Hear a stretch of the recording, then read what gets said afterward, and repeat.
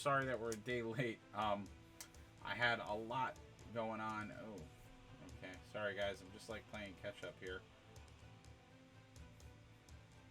I had to restart my computer. There's been a lot of different problems for tonight. It's interesting. Okay.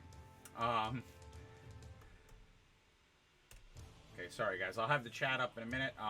But I wanted to give a shout out to Lorecom Miniatures, where I got all the miniatures I'll be featuring tonight. Oh, geez. Okay, my camera is doing weird stuff. Why is it doing weird stuff? Is it because this is resting on it? Maybe that's why. Sorry, guys. I'm working through an issue. I'm hoping that it doesn't happen throughout the whole stream. This is so annoying. Alright, I apologize. I thought by restarting my computer, I don't know if it's a... I may switch some stuff around in my setup here, just to see how I can get things a little bit better. Alright, if it happens a couple of times, I may have to rethink my new way of setting things up. Because everything looks good. I don't know. Part of me is thinking that there might be oh, I just realized. Okay, ooh, but I have this handle. Okay, so we're gonna use this one tonight.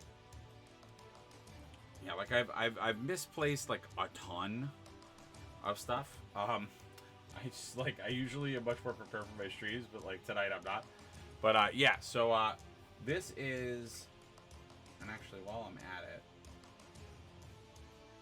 yeah, I was gonna say I don't think my buddies are. So normally we do an RPG night. I am putting this in tabletop because we're going to be talking through and talking about a homebrew campaign that I'm doing, which I want to feature Lorecom Miniatures in this, because this homebrew is basically, so the homebrew is going to be taking iconic fantasy characters, aka some Disney-inspired characters, and making a homebrew D&D fantasy campaign of it. So it's like a hybrid. We're going to have notably, definitely me pilfering characters from other parts of, the universe of Disney. And I'm going to go the full gamut. I'm going to go characters from, if you're a fan of the old cartoon series from the 90s, the movies. But what's awesome about Lorecom Miniatures is that he really focuses on Grimm's fairy tales and fantasy miniatures. So I have all of his basically storytelling or fantasy characters. I bought a ton of his minis, and I'm so happy. And he threw in some extra minis too, which is super awesome. But I now have pretty much every larger storybook character out there, which is super cool. And you're going to see Lorecom Miniatures takes a interesting approach with some of the miniatures, and we're going to paint a few. So this stream is going to be all me kind of re-reviewing them, although I did do a video where I completely unboxed everything and reviewed them. But I'm going to do this video where I paint those miniatures. And part of this video, or part of this session, is going to be, I think, I may bring up some D&D stuff, so we could actually start talking about tactics for creating a homebrew, tactics for creating characters, and I'll probably create the player characters, so the avatars that they can play, because the way I want to do this homebrew is that I'm going to create a bunch of different player avatars, and almost like they can sub in and play as different characters in the world, and then keep some of them as pure NPCs, basically your villains and some of your other stuff. So it's going to be super cool. I am super excited. So without further ado, let's get into it. And what's cool about this is I'm going to kind of use inspiration. So I'm going to lean heavily on my color schemes and things for what the Disney-inspired character would look like. But I may go into kind of having some freeform too. Just playing around with how I want to lay this out and how I want to do it. So Don't be surprised if you see some interesting stuff going on. And you can find Lorecom Miniatures on Etsy. He's got an amazing shop. Why is it doing that? Is this going to happen all the time? It's just going to like... Is it like... No, it's not. Alright, hold on, guys.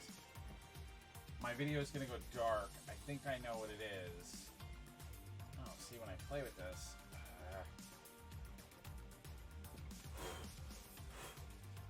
Sorry. I'm hoping... I'm going to guess it's the way that connector is sitting on there. It's probably getting tension, or there might be some interference with it. I don't know. I'm gonna play with a different setup for my camera. Does it happen when I do this? Is that part of what's causing it?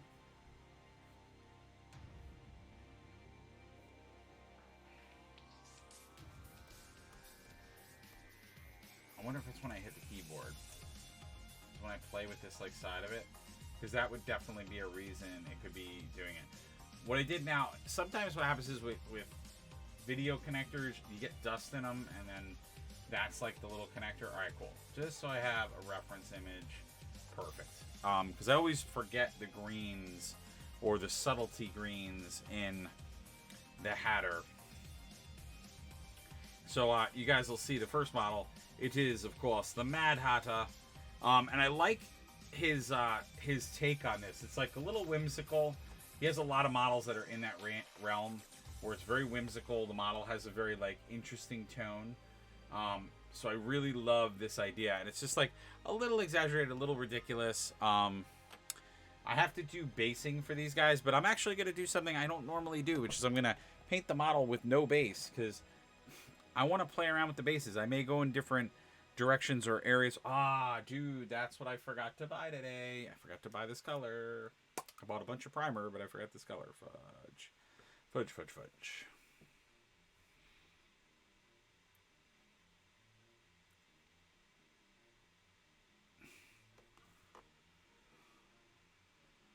Okay, now this will be interesting. Oh, I'm like destroying other models. Because I've never really played with painting on this Envy base that I have with just putty. And I came to a realization today that I don't know where the rest of my putty is. So if this doesn't work, it's going to be really annoying, because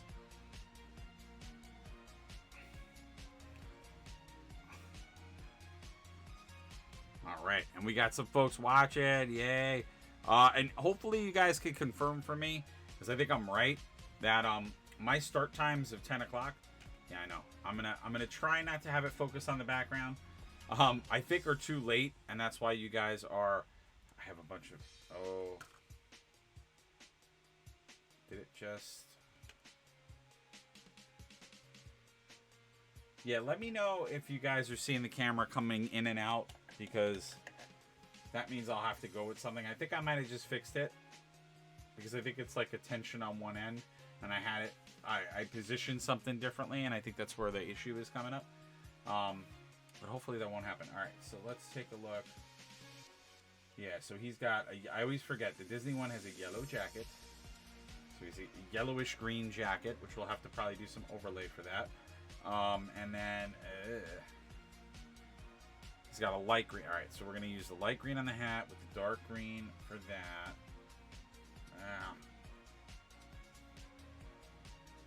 And he's got a dark green. All right, so let's do that light green. It's that yellowish jacket. Because that jacket's a big part of the character. So I'm going to go in with a yellow first.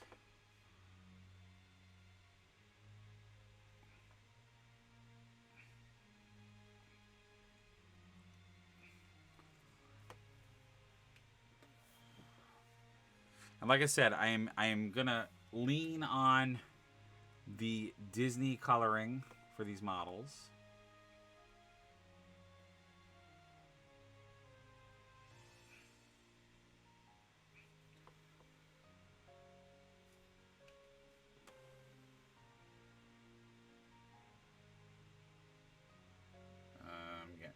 graphics in it. Fudge. Why is it doing that? Yeah, so I am getting video disturbance. Ah! Alright, hold on. Sorry, guys. Yeah, what is it? It's probably this. I'm gonna bet it's the connector. I bet it's right here. Alright, hold on.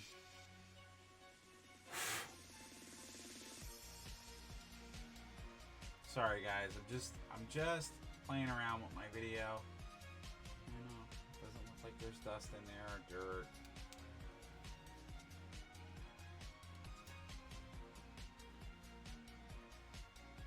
Alright, I'm hoping to stop the issue. Yeah, I'm sorry, guys.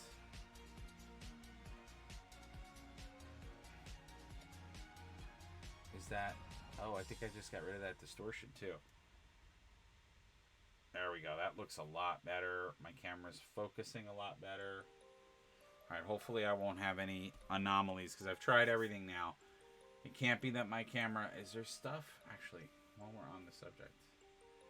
Since I am not using Discord for anything, let me just close Discord. Do I have anything else running that could be affecting how Discord is, how this is running? No, I don't think so. Okay, so hopefully I will have solved the conundrum of why that's doing that. Alright, sorry guys. I know I just lost a viewer because he probably was like, this guy's not doing anything. He's just like, he's just talking about how his camera doesn't work. He's not worthy of my time. Which, to what I would say, you know what? If I can't get my stream to work, that is actually not your fault, guys. You want to watch content. I get it. And again, for folks that might be saying out loud, why is he putting this in tabletop? Because, you know what? I've watched a lot of YouTube streamers, and one YouTube streamer who I've been like extremely is so he's so awesome. It's actually two. It's Dave and Jazzer, or I say Jazza, which is completely wrong. Jazzer. They have Tabletop Time. It's a YouTube channel. I've been watching them. Super awesome work. They are super talented guys, and so inspirational. They have put so much inspiration in my head, and just I mean, if he ever watched this, which I know Jazzer would never, and I've been meaning to message him and say how awesome he has been for me in the last, and it's crazy because I'm a creative person my whole life. I've been an artist my whole life, and he has done something for me in the last couple of days. Just watching his channel, and I know he's been on YouTube for a while, and like I probably sound stupid for saying this because I'm just seeing him, and just like getting to know him and a lot of the people that are on his like channel and who are with him. But he is like totally. He put me in a place where I was like, I don't know. I was shying away from some like tabletop projects and, you know, saying it's really hard to do this and it's really hard to do that. And Jazzer is like, he has some great videos on Tabletop Time. And it just makes me feel like, you know what? I can do that. Like, I bought materials for my Blood Bowl Arena. I bought a bunch of stuff for it. And I 100% have not. Okay, so I'm going to tell you one audible I'm going to do on Hatter. I am 100% giving Hatter orange hair, which is not on... So the Disney one has white hair, and there's a reason why it has white hair. The actor who played the voice for the Mad Hatter... he's green pants. That was how he looked. So when Disney was putting together the movie, you know, because for folks that are not familiar, don't fall. For people that are not familiar with how animated films are usually made, and it's still true. It's still true to today. It's just that they use computers for a lot of the bits versus traditional like hand-drawn animation. It's still the same way, which is you will record the audio for an animated movie first. and there's a couple of reasons why you do that. You do that because animation is set to the audio, so the audio actually tells you how long a sequence is, because that's, you have to fill the sequence with that time. So that's when you figure out how many frames does something have to take for the motion in the scene. So you kind of break it up by frames, because there's a certain frames per second. And that's how you kind of figure out animation. So the audio is always recorded first. So in the audio sessions, usually the animators or the artists will be there so that they can do sketches and drawings of the character to get gestures and things so they can include them in the movie. Because when you, the audience member, hears this voice, obviously the voice they create is going to become this character. But you as a person also, usually in a lot of voiceover cases, may still know who that actor is, or you may still hear a little bit of the actor's voice. So what usually they do is they will what they will usually do is they will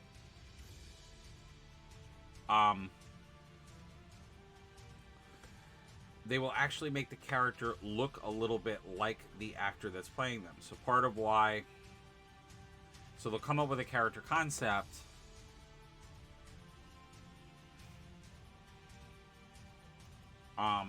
sometimes they will steal from the actor, but a lot of times what they will do is they will actually be in there so they can get gestures. So if the actor does a certain gesture or makes maybe a facial expression, they'll try to incorporate that into the animation so that you, the viewer, kind of see or believe, especially if the actor is a known actor who has like a certain expression or way of carrying themselves. So they'll do it that way, which is extremely cool. So yeah, I actually foresee, it's actually funny, these minis, I will probably paint them pretty fast. My goal is to paint a ton of them tonight, and I think that's going to happen because if there's one thing I know very well, it's Walt Disney. I know the characters' colors, I know their color schemes pretty well, and I can foresee me going to town and doing this kind of fast. So we're going to have some really interesting things. I do want to do a little bit of fun with them too. So I do want to like have a good time. Actually, let's do this green, which is kind of the same green. And what I can do is, so I will say, for Lorecom Minatures, I like, one of the things I liked about his Hatter model, besides the zany kind of cartoony nature of it, which I think is very cool, I could see that he was kind of going for, I mean, like it's the Hatter with like kind of a little bit of a leprechaun theme.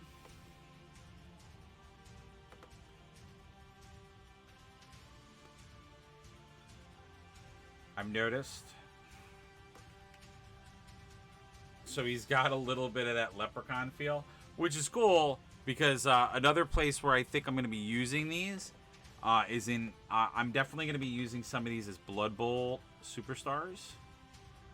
So for all-star players in Blood Bowl, I will probably be using a couple of these minis when they are not being part of our homebrew campaign. And then they also can be, I have some ideas for another really cool campaign, which might be like a changeling campaign, which was a setting in World of Darkness that I was always a huge fan of. I love changeling, and I love that stuff. So, see, I told you, you come here for tabletop, we are going to talk tabletop. I know, I had 2 viewers, and then like everybody left. I feel like when I do tabletop, like, and because we're not doing our RPG or we're not doing League of Infamy, which I was thinking of doing that. Oh, this already I'm already thoroughly enjoying this model. I think it is freaking awesome. Um, I love it. He's got that impish kind of look to him, and I say this a lot, but the contrast paints,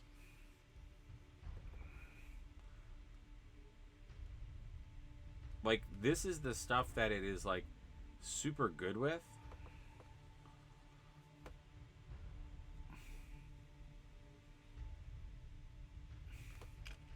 Ah. And if Lorecom Miniatures, if you guys are watching, I will 100%. I'll do some like pro shots of these when they're painted, so you can have them for your website. I will totally do that for you guys.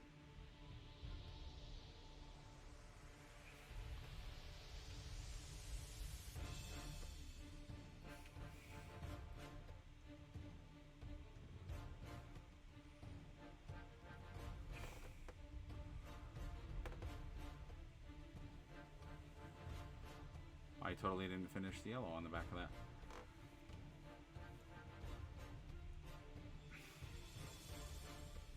I'm just kind of incorporating. This is where I'm going to freeform it a little bit.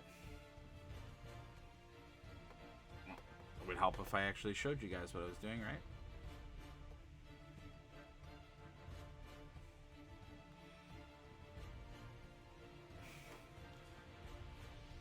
I love the models. They are also extremely tiny. So,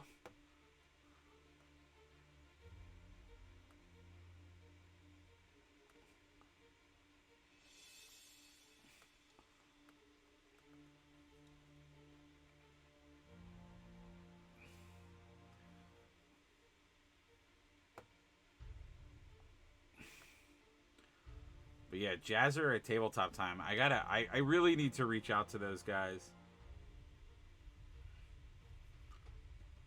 because I think they are awesome.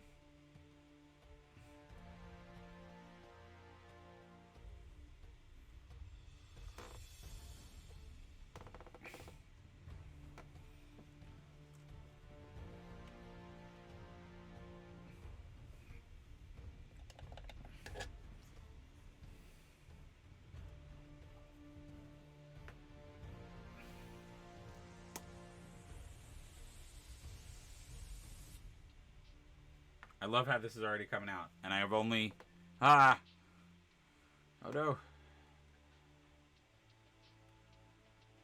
stay on the putty.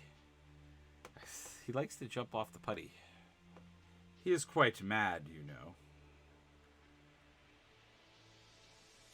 I don't have the March Hare. I have to somehow get that. I don't know if he's ever done the March Hare. He's done the White Rabbit, which I was going to do him next. Because I'll be honest, we kind of already took care of most of the White Rabbit. But you guys are going to see how I do that, because we got to do something cool for him.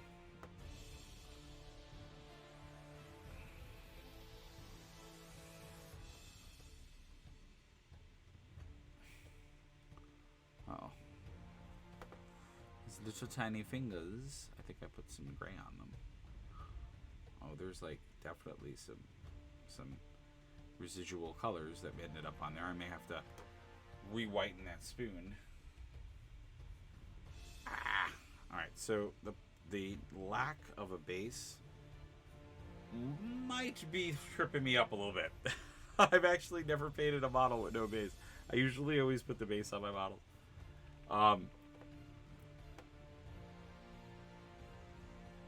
So this is definitely an intriguingly different way to paint for me.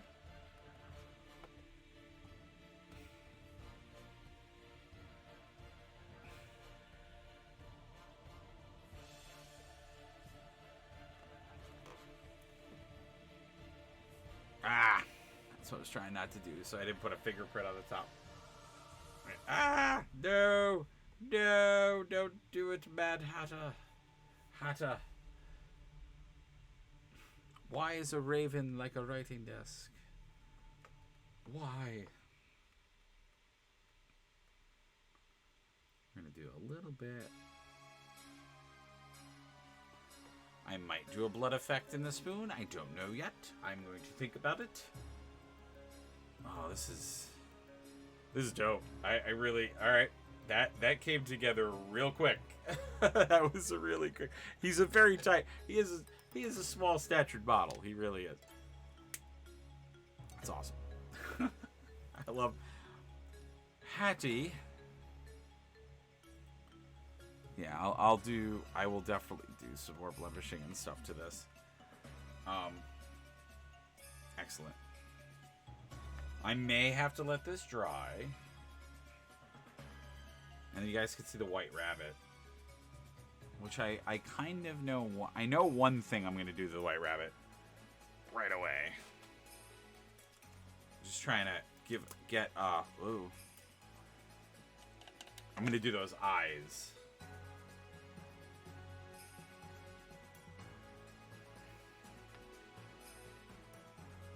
So for the white rabbits, I know one detail I want to do right away, which is give them like wacky, crazy eyes.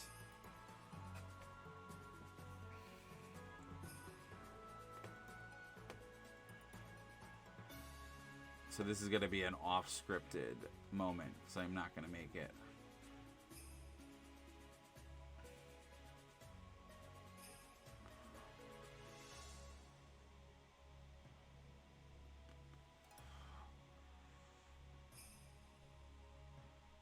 Make him a little bit more rabbitish, having the more realistic, because rabbits usually have pink eyes, so we're gonna give him that.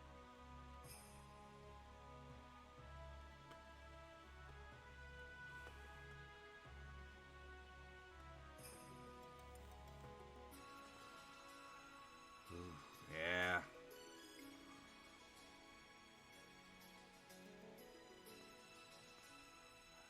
Get a little white dot in there. Yeah, baby. Rabbit's coming to party. I love that. I love that. I love that. It's so good. And we're going to get some gold for pocket watch. And again, I'm doing this just to give the Hatter a little bit of time to dry. So we can come back and do some stuff to him.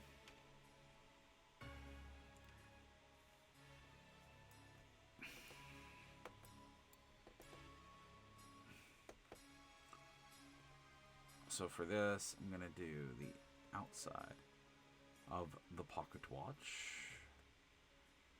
And I love this gold because this is a GW gold, but it's like a rusted gold. So it always comes off a little bit more like rusted or metal. So he's got like an old-timey watch, which I think is cooler. Yeah, this is Balthazar Gold. Balthazar Gold is a GW gold that is usually uses for like old, like demons. So for like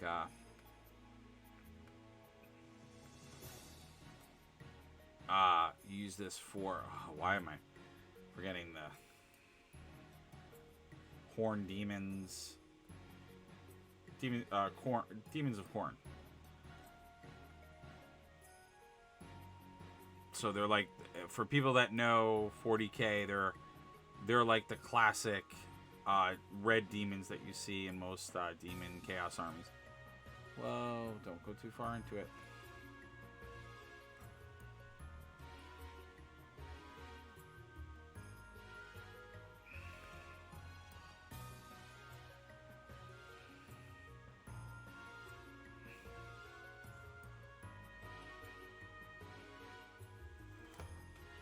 Told you guys I could do Disney color schemes in my sleep because I know most of these characters, especially Alice in Wonderland. Alice in Wonderland, and oh, I should have a Merlin. Just realized that. Oh, I need a Merlin model.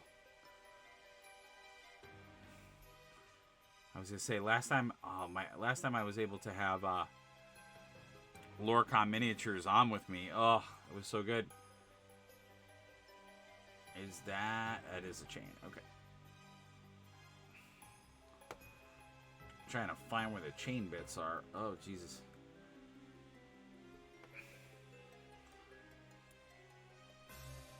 And while we're on this subject of like model building, I'm pretty sure that Lorecom, Lorecom Miniatures, when they were on with us, he said that these are his models. I think he does have some models on the store that were not necessarily made by him. That I think he's just like, because a lot of folks that make models, they may make a couple of models, but they may also like they give their 3D printer out to folks so that they can print through their store. So it gives them more models, which makes sense from a business standpoint, as long as the content that you're printing and the content you're making is yours.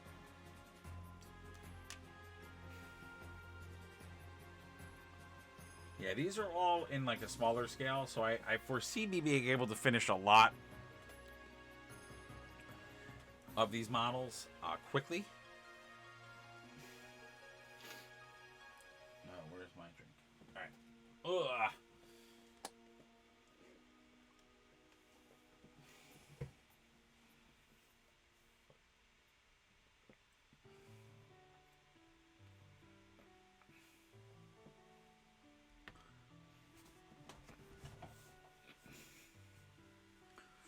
All right, let's get back. Let's have him dry for a little bit.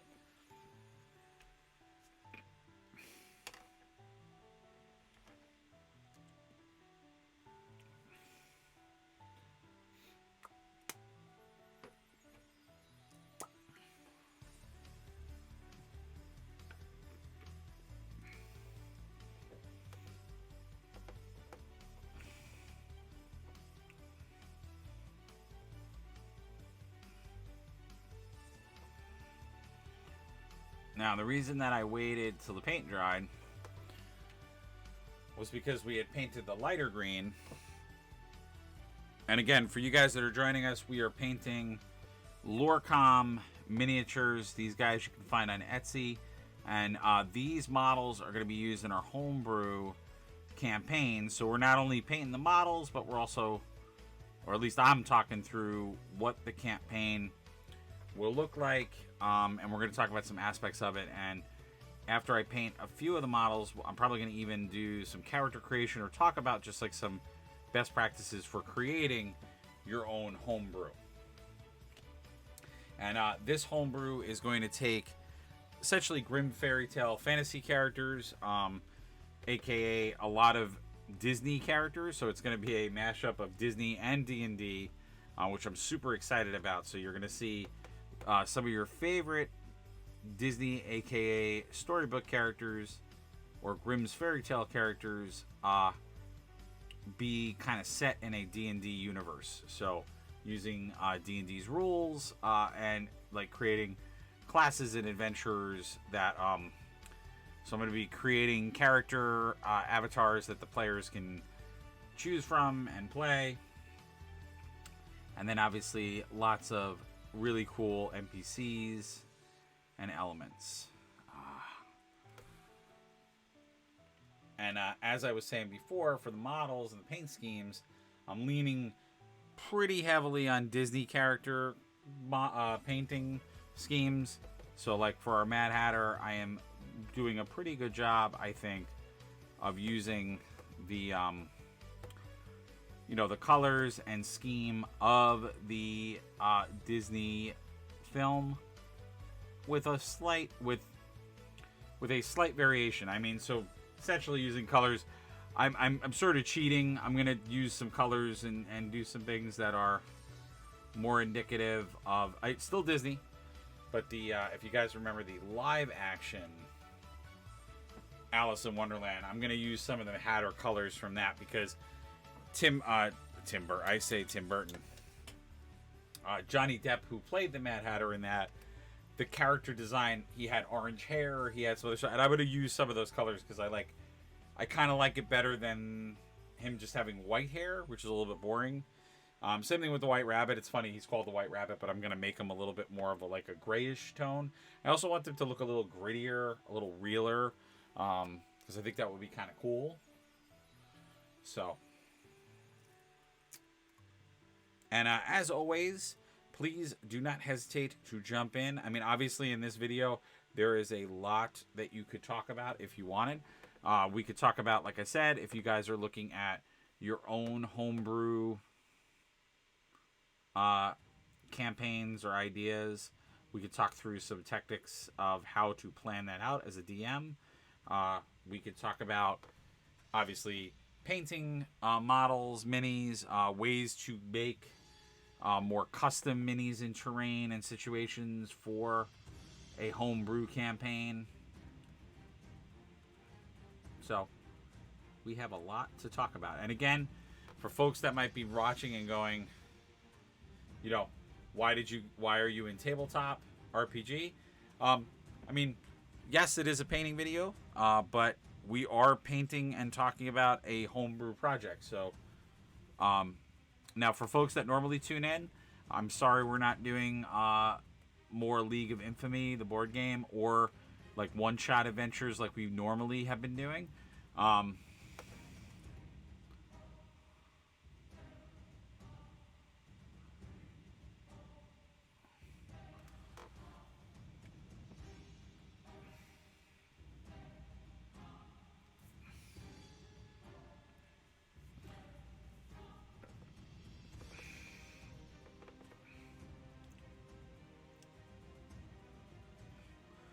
But my group that I normally play with, they weren't available tonight, so I figured this was a good substitute.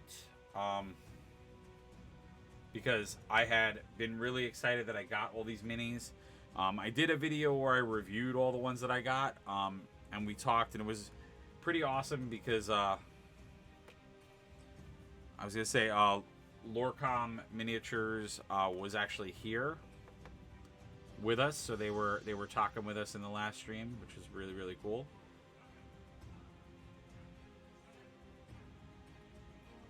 So I really appreciated them being a part of it and coming in and talking, because it was cool, because they got to, you know, obviously they got to talk through it with us and share some of share some of their perspective on like the models and what they were going for and what their kind of idea for this was, which was cool. So I appreciated that. I thought that was awesome.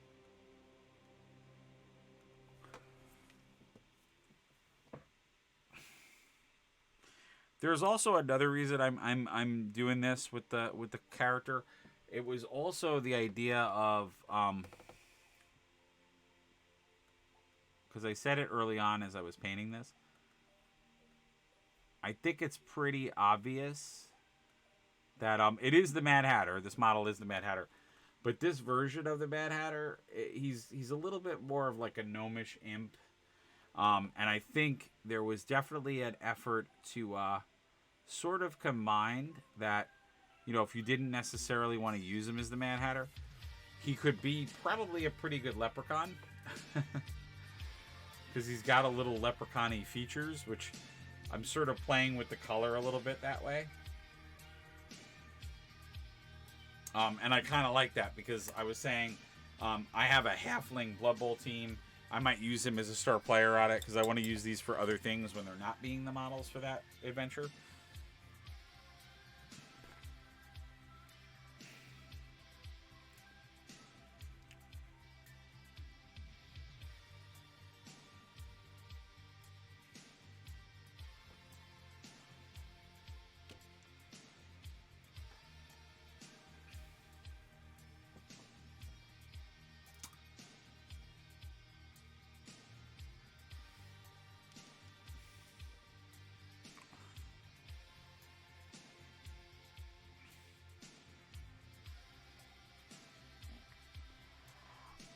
Want to try something. It's either going to work real well, or it's going to work real bad. There we go. So the answer is it worked real well. So what I did was I gave him like just like a gloss. So that's called Apothecary White. I just wanted to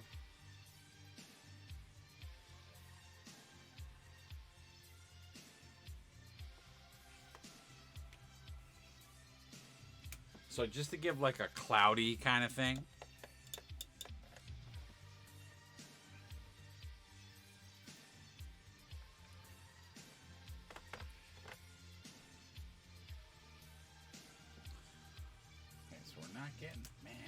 I'm really getting nervous with the painting videos.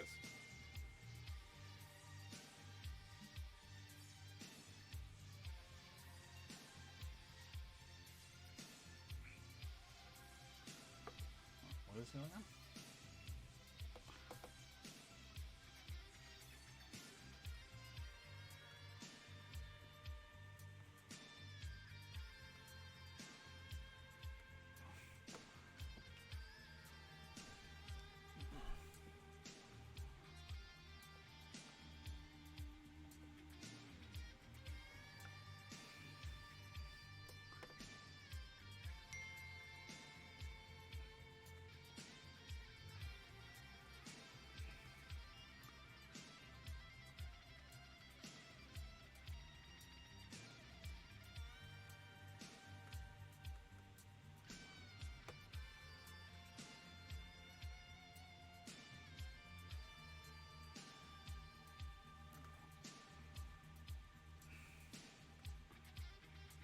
Alright, hold on. Alright,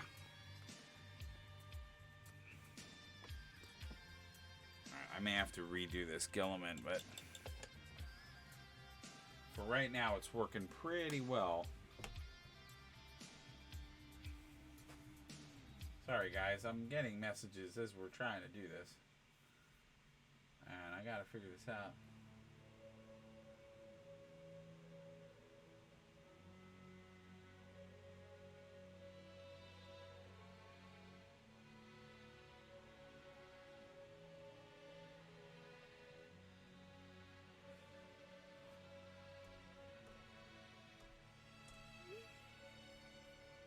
Alright, I've responded in the appropriate manner to that text.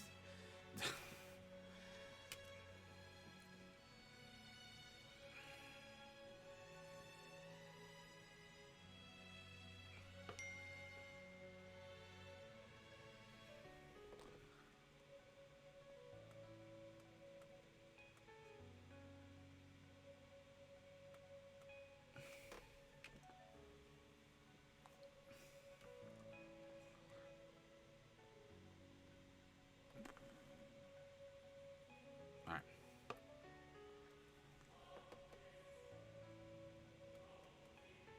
So I'm using Gilliman Flesh. That's what I'm using right now. God damn it.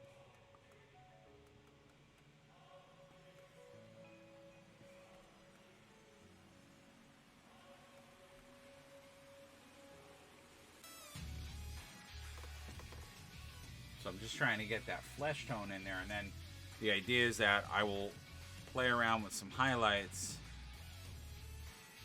for the eyes, for everything else. But so far, extremely happy with the way this is coming out. And it's funny, like most people, when you see a model like this, you might think, oh, well, it's so small. You know, doesn't that take you less time? Usually it does. But sometimes if there's like a lot of nice details that I want to pull out of the model,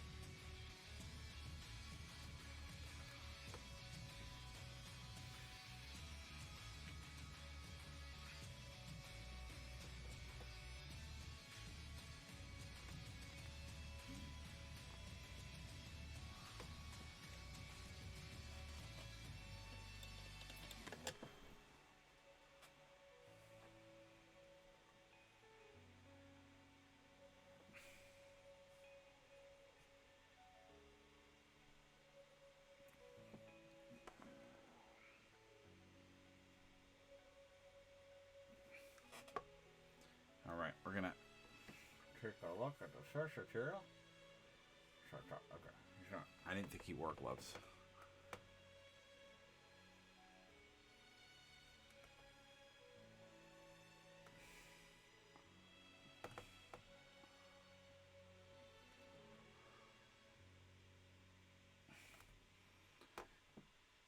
Now, what's funny is that the Mad Hatter's normal color scheme, it actually works perfect for my, I was saying my halflings. It actually works perfect for that Blood Bowl team, because those are the colors that they are, is actually the Mad Hatter colors. So I think that's kind of funny and fitting, because I said I was going to try to use him for that when he is not being utilized for the campaign. So I think that that's pretty cool.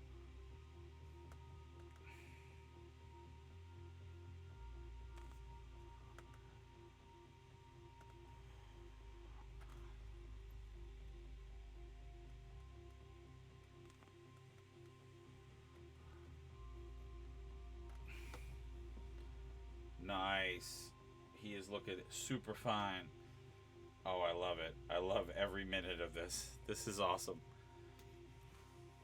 Oh, I knew the models were gonna look good. And there's the other thing too, to like give my hat off to Lorecom Miniatures, is that there's a lot of really nice detail in this too. Um,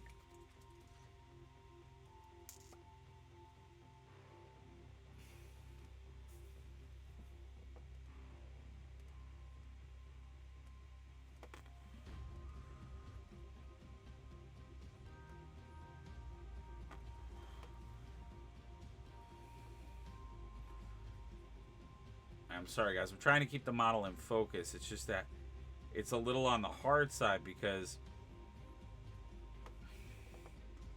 he's such a smaller model.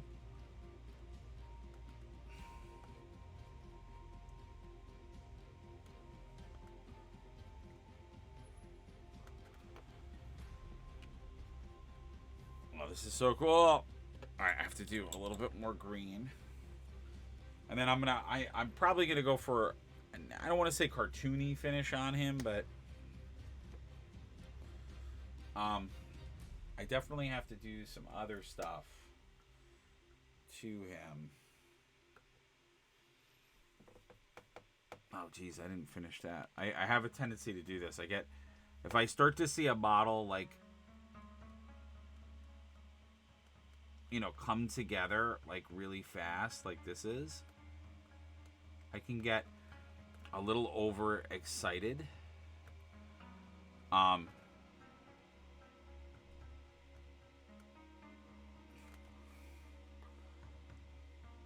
when that happens, I can like lose a little sight of what I'm doing, which I'm kind of doing right now,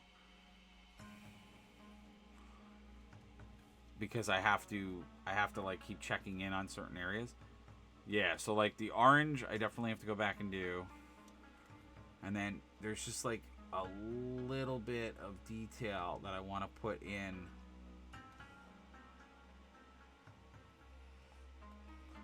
Because he's got just a little bit of subtle details of things that are like behind the spoon.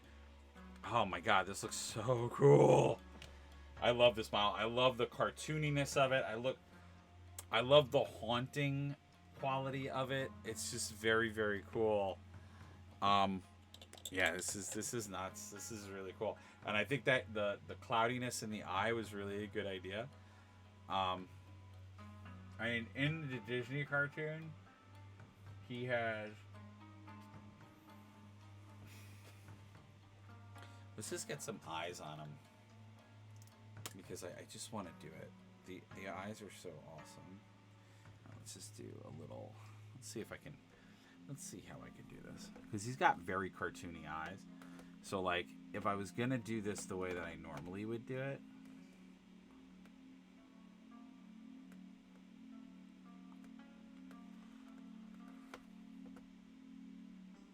But he's got such big eyes. Oh, I'm going to have to, like, free paint a little bit.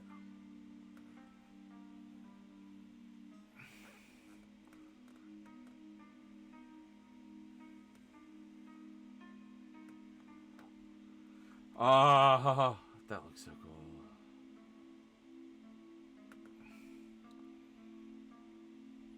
Oh my god, that looks freaking cool.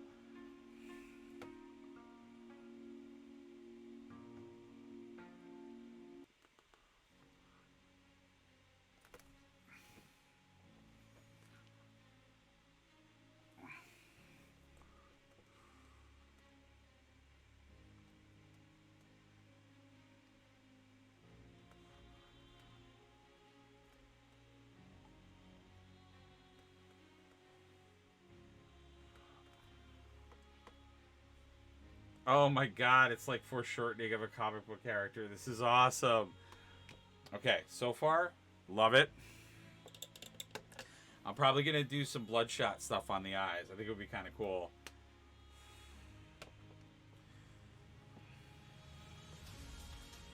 Alright, and then I need this. Yeah, we're going to pull out some interesting tricks to just see something. I want to try something.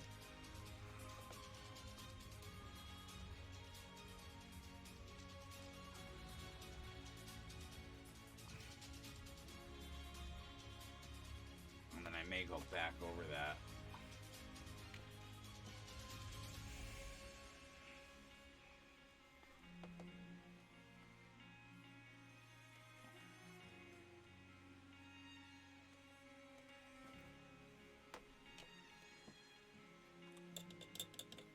Oh, this is freaking cool, dude.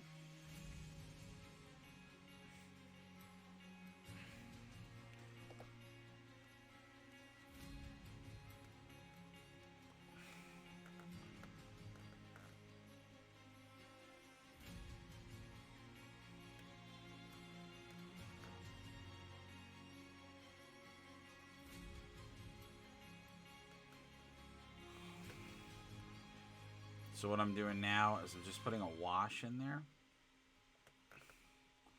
And what you'll notice the wash is going to do is it's going to intensify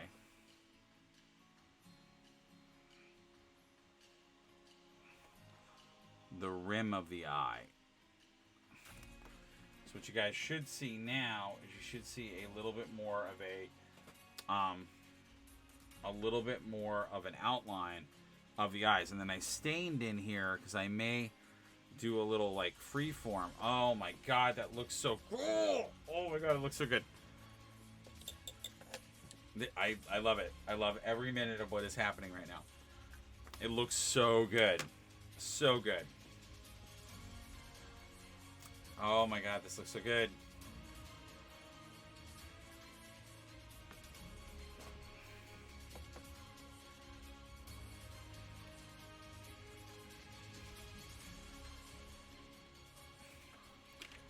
No, that does not look good.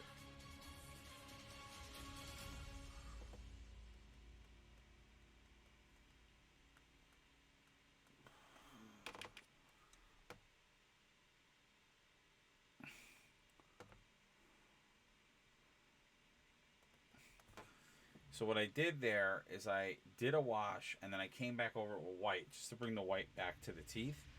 Because like I said, what I think I'm going to do once that dries is I'm going to do like a suggestion of the line of the teeth. Oh my god, that looks so good. That looks so cool. All right, let's get the orange back on track.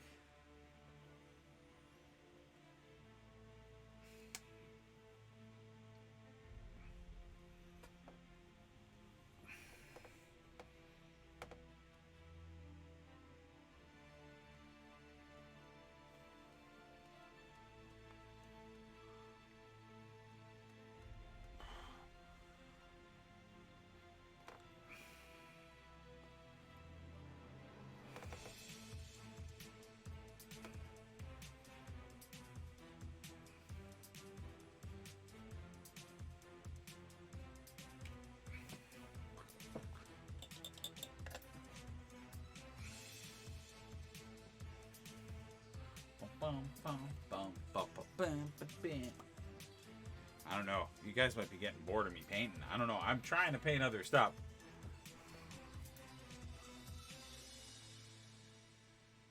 I'd love to know the comments one day if like that is true. If you guys are getting bored of the painting or you want to see me painting different stuff.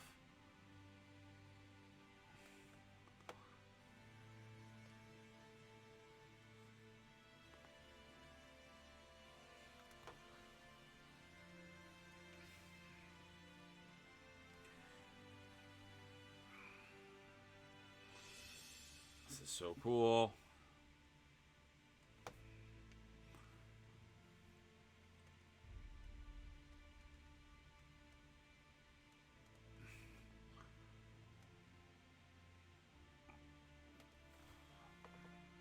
So what you guys see me doing now is I'm doing my wrinkle stuff, which I do all the time on my models. I'm like going back to what I said about this gentleman's models is that it's so cool because they're so there is a lot of like natural nice texture that he put in them. Oh geez. That I don't have to go too crazy to get a nice effect on these. Like I can be somewhat one coat ready to go, and we're already getting some really nice just general effects, which are super awesome.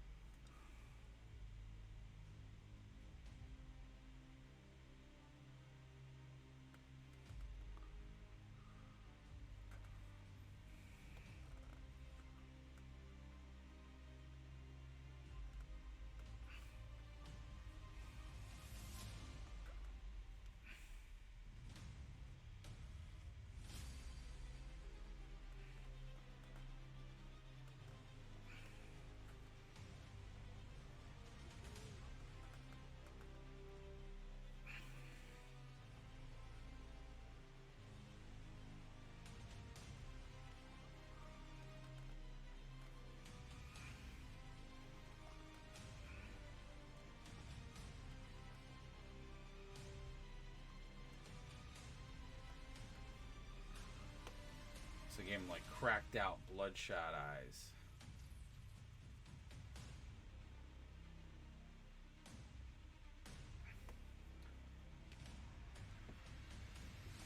Now, either you guys think what I just did is awesome, or you think it's kind of like disturbing and crazy.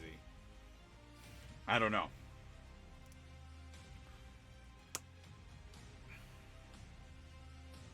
I wanted him to look a little bit cracked out because he is, after all,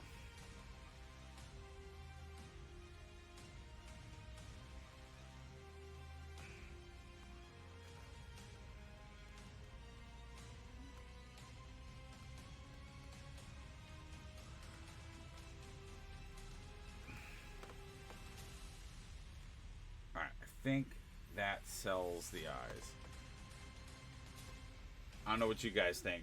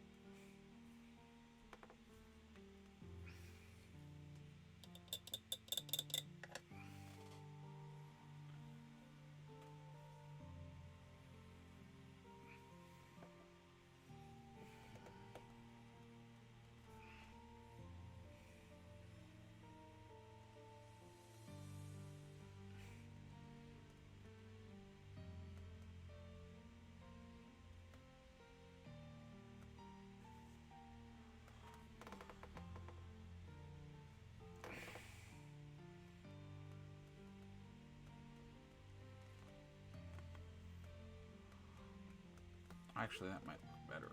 We'll just keep the mouth open as opposed to closed. Yeah, I think that actually looks better if the mouth is open.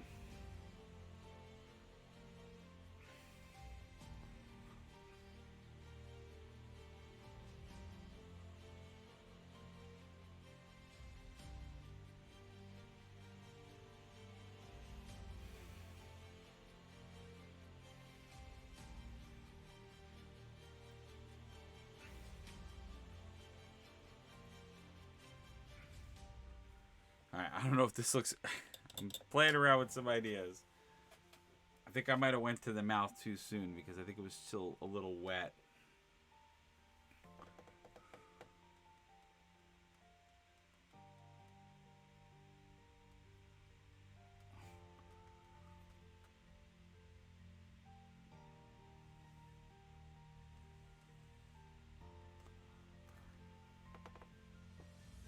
Oh, I like that better. So it's like he has a little bit of teeth. Like he's got a buck teeth. Yeah, yeah. I like that. Ooh. Okay, alright. Alright, ooh. I am liking this. I am liking this.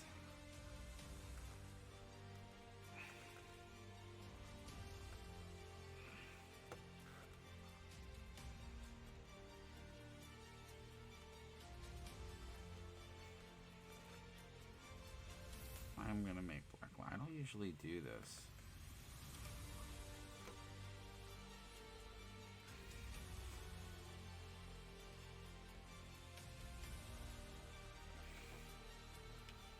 I don't usually do stuff like that. I'm going a little bit different on this model. Like in good ways, it's all good choices. I like the choices. I like where it's going. Wow, an hour on this model. Wow. Okay. Do I have a shot of his shoes? Are his shoes blue?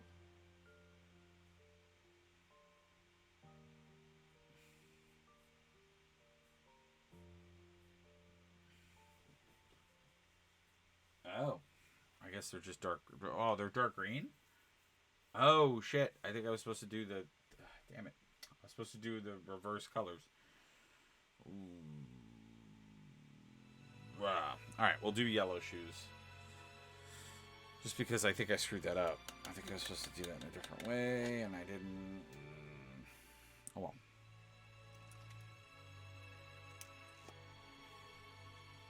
It's weird. There's like different iterations. I didn't remember if it was like green or blue. I think there actually was supposed to be blue, to be quite frank, but...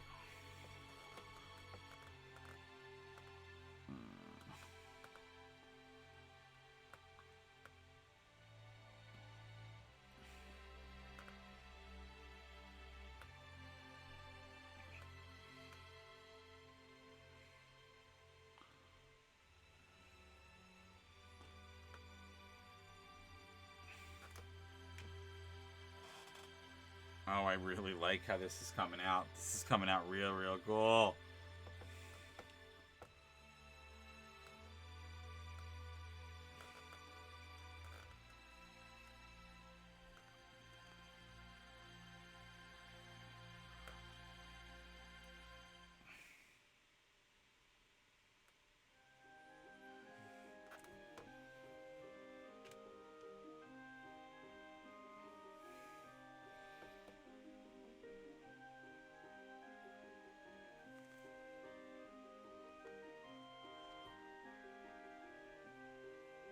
Aha. I find all the areas that I don't paint. I always do that. I always leave a little bit of paint. A little bit of areas I didn't paint. Alright, well, we'll just do his belt in like a standard fantasy fashion. I love how we did this. It's cool. He's got like cracked out eyes. I love this. The eyes are my favorite part. Like, again, this is what I mean by like giving your model like its stamp of character.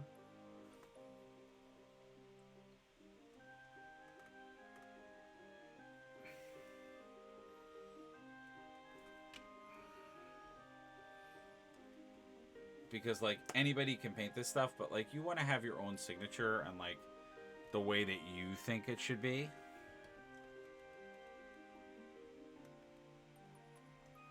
Ah, I'm doing bad things. It shouldn't. You know what it is? I'm using way too big of a brush, so I should probably be using a smaller brush.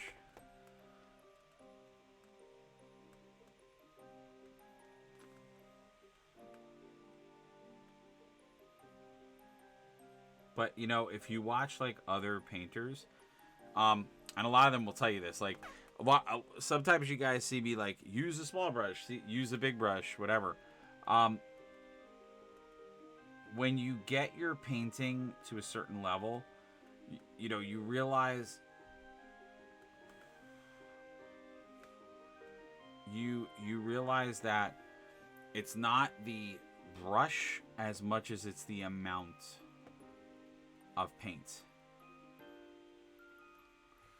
So it's all about that level of how much paint is on your brush. So whether you have a small brush or a big brush, it's not going to matter, because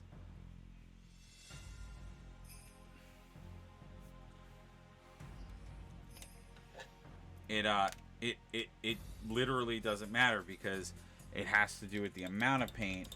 The reason why I favor doing a small brush sometimes over a larger brush is that what the small brush does, it's actually a trick of the contrast paints. When you use a small brush, like a brush like the one I'm using now, it will concentrate your contrast paint. So it'll make it so you get the most intense, strongest value of it. So see how like big it applies it? So it sort of instantly pulls the color.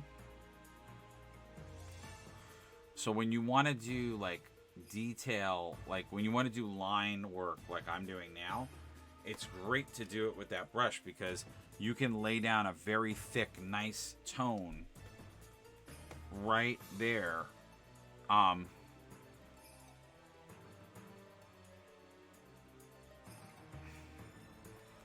So that you create a very nice contrast. So you have a dark tone in the middle and you have a lighter tone coming out. So you're transitioning from your light tone to your dark tone.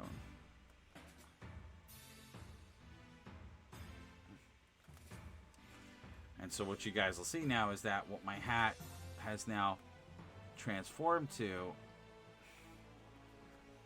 is it has tonality to it. It has a transition.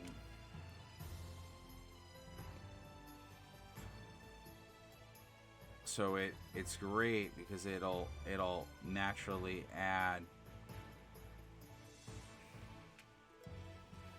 that pooling.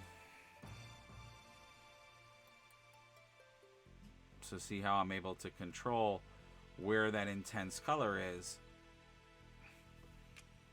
and create an indent. So now you have a nice indent to that hat.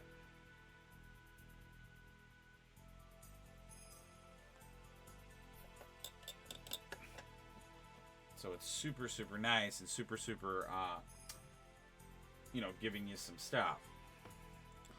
Wow, I'm getting no hits at all. You guys do not want to watch this? That's crazy.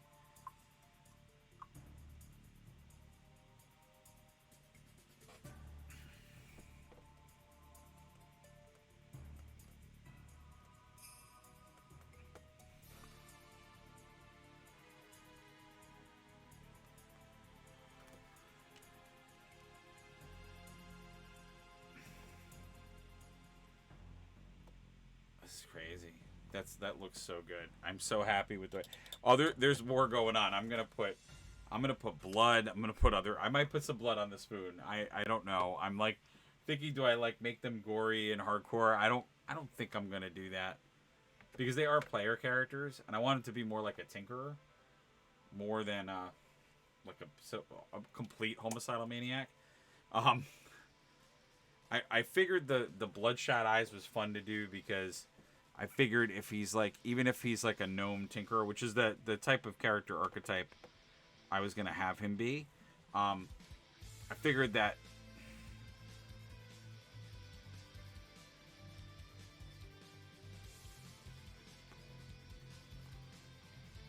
I'm gonna put that. I'm gonna make that a metal element, and I may do.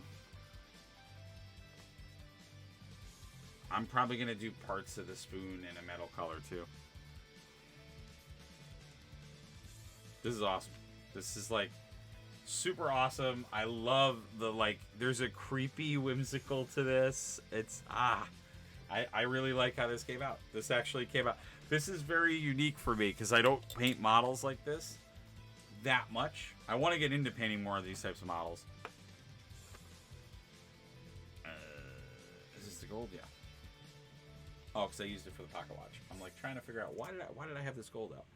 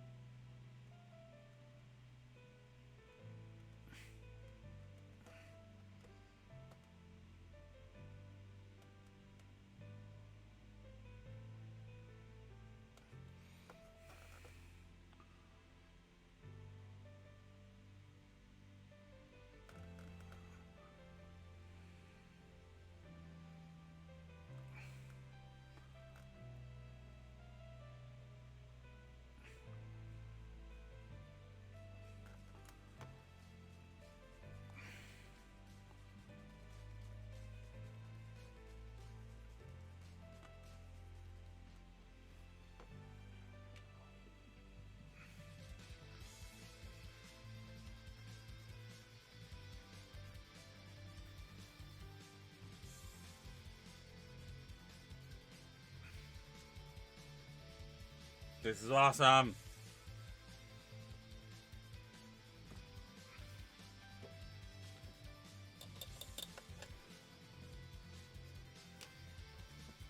Oh my god. Alright, I might switch this. Alright, you know what?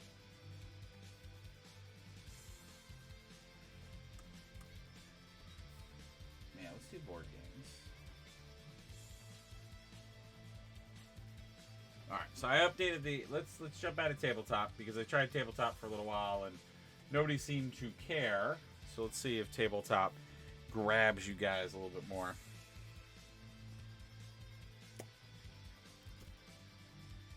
I was gonna say, usually when I try to change my stream in midstream, never seems to work. But let's see, maybe we'll have a little bit more.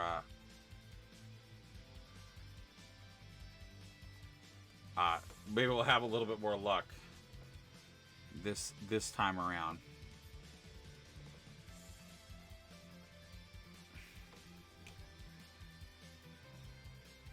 Because usually when I do this, nobody jumps on. Oh, the minute I changed it, somebody jumped on.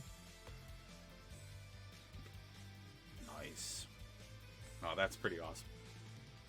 I am really digging this. So, for you guys that are joining us, what we're painting on, these are fairy tale characters, fairy tale characters for a homebrew campaign. So we're painting up the minis. These are from Lorecom Miniatures on Etsy. You can check them out. Check out his store. He's got a ton of miniatures that are great for D&D. He's got terrain. These are part of his like fairy Grimm's Fairy Tales models, which I thought would be perfect to do we're going to be doing a Disney inspired it's going to be a mashup with D&D and Disney, where I'm going to be taking the characters and we're going to make a whole adventure out of it. I am super stoked for this. And so far, just out of the first one out of the gate, I love the way this model came out. Obviously, this is the Mad Hatter, and I tried to make him a little bit more maniacal. He's got those bloodshot eyes. I got to do a little bit more work on him, but he's looking... basically, the archetype I was going to go for him was like a Tinker Gnome. If you remember old Dungeons & Dragons, that's what Tinker Gnome is. They're basically they just like sit and try to make magical items. That's what they do all day.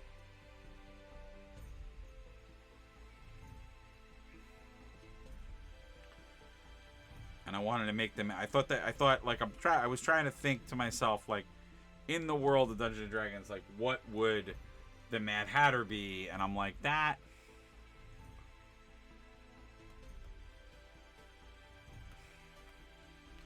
You know, because if you think of him, he is a little bit more gnomish. I'm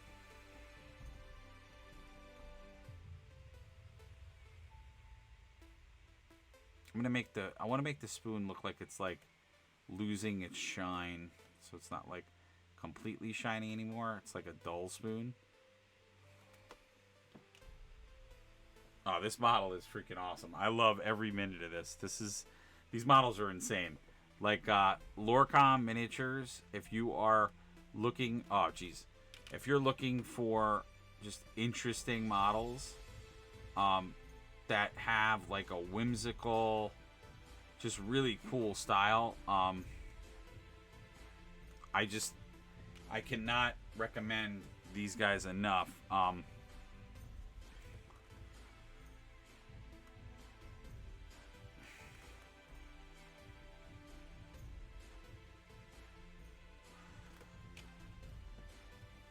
And of course, guys, if you're watching, please feel free to post up. I was saying that during this stream, we could talk about modeled stuff. We could talk about if you are interested in like making your own homebrew.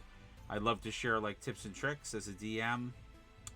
You know how to get started. I think a lot of people they get intimidated by like the idea of trying something homebrewed. And it really is not hard. It's not hard to get started. You know, if you DM your system pretty regularly, you're gonna know what to do, and start that process. But I love talking to people and like figuring it out. And my thought process was I wanted to do like a longer stream tonight because I tend to do these shorter streams. And I was thinking that I would do a longer stream where I paint a little bit, and then we could even start doing some of the character player designs right now.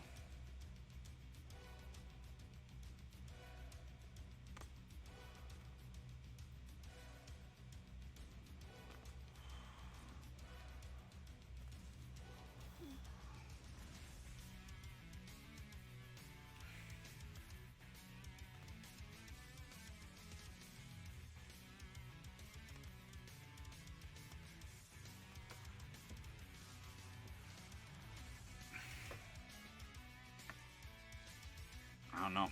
I'm getting like such poor hits. Maybe you guys are saying loud and clear that like you don't want to see me paint anymore. Could my channel be dead? Or maybe you're just getting bored of the painting. You guys want to actually see me play. It's probably true.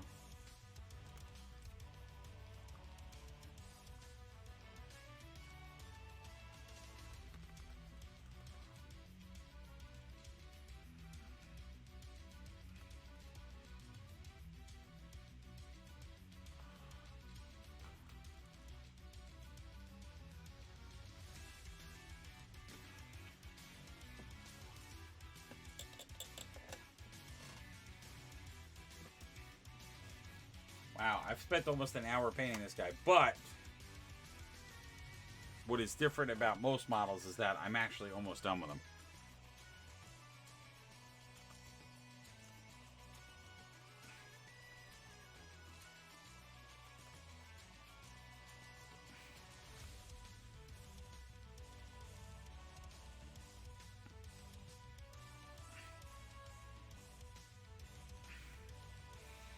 See, that is the power of the contrast paints, is that you can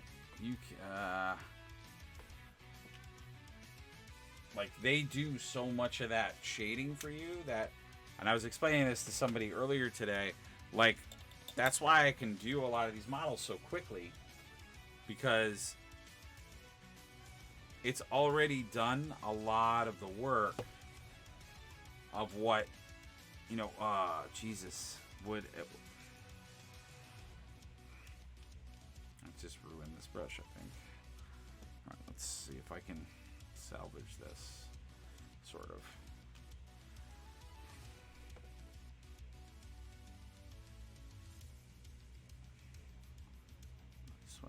under here. I've noticed that I mispainted some stuff.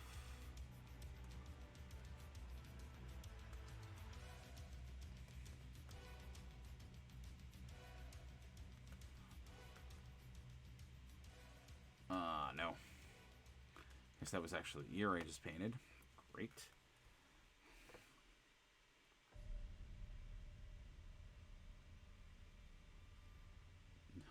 No. Alright, so there's a little bit of a rough model piece right there. Oh, that looks freaking awesome. Like, it looks so good. I love the way he looks. Like I was saying to people, I was thinking of like playing around putting some blood on him, but like I don't want them to be that way. I mean, it would look right for Blood Bowl to have a little bit of blood on him, but he's not like a murdering dwarf. Oh, that was originally what I was doing that. A murdering dwarf. He's not a murdering gnome.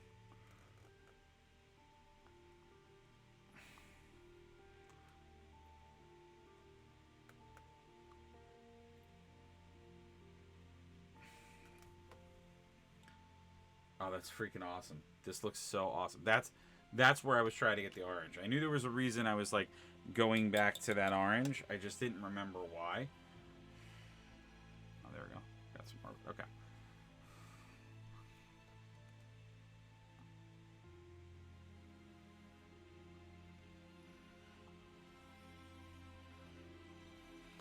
What I love about his models as well is that they're all one-piece models. So they're one mold. They're just a one molded piece model. I have no clue. Like I said, I'm pretty sure he does all his own designs. Meaning for these models. These are his designs. I know he does have...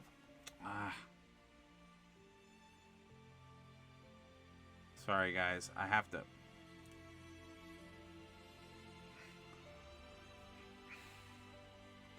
Alright, I may have to do this off camera. Oh, I hate doing that.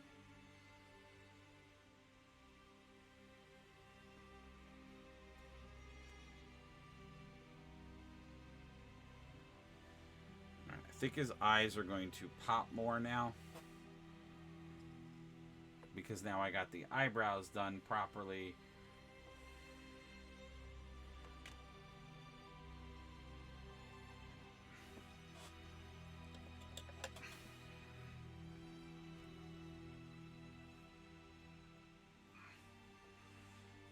So now,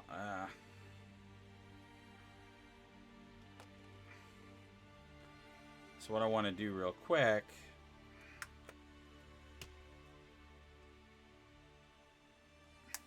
I think this orange is going to be a goner in a minute. All right, so what I want to do real quick on him is this. So I use this wash. I use it a lot for skin tones. And what I do with it is I usually use this to create like under chin skin tones. I might use it for nostrils. I use it for just like general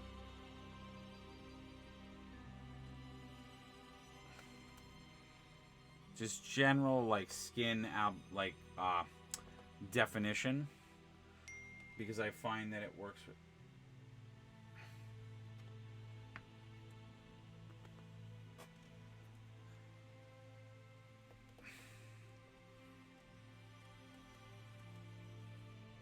So I like using the wash for that. It's also because the wash is a different it's a different color than the skin tone. Oh my god, this guy is so small.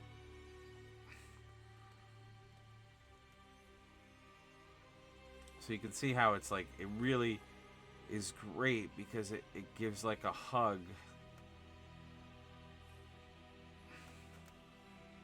to the whole face. And that wash, I mean, I'm using the wash sort of the way it was intended, which is to get into crevices.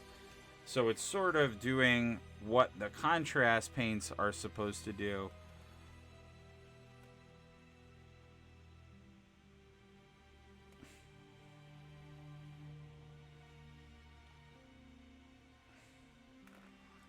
But I find that this technique works really well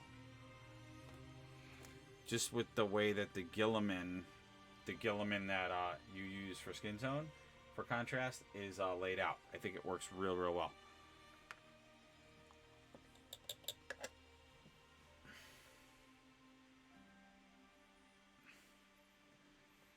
Alright, so I'll show you guys where we're going to end on the Mad Hatter.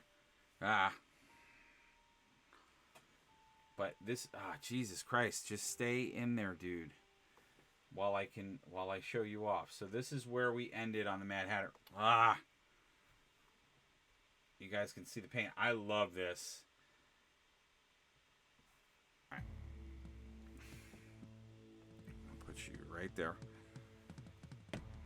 Now, what I might do is I might go back and just do a little bit of highlights on the skin tone. And maybe do a little bit darker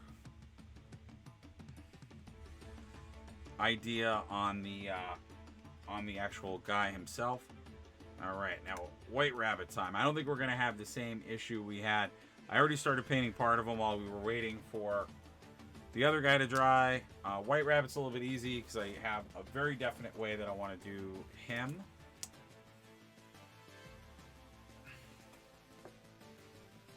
So I don't even need I mean, Alice in Wonderland characters are so easy to do because they have a very distinct, I mean, whether you're using the classic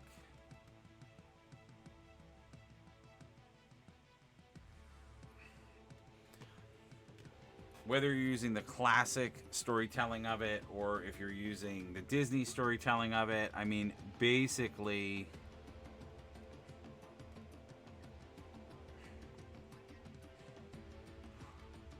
all of the pieces of this are so well documented on like colors and things. I mean, obviously the original illustrations in Alice in Wonderland were just illustrations. They were not colored.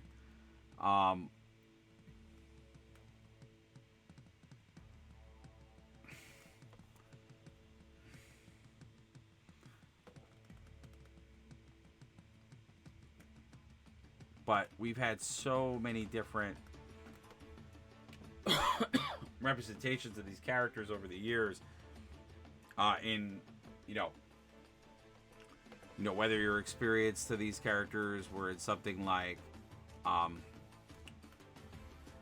Disney's representation of them, or I don't know how many people out there remember Alice the horror game, where it takes the stance that Alice is essentially in a mental institution, and that a lot of it, so the idea, which has been somewhat used in other Alice in Wonderland stories, that the Alice, basically Alice's counts and takes of Wonderland and the characters she met there are just, hallucinations. That's how human beings in Alice's life have decided to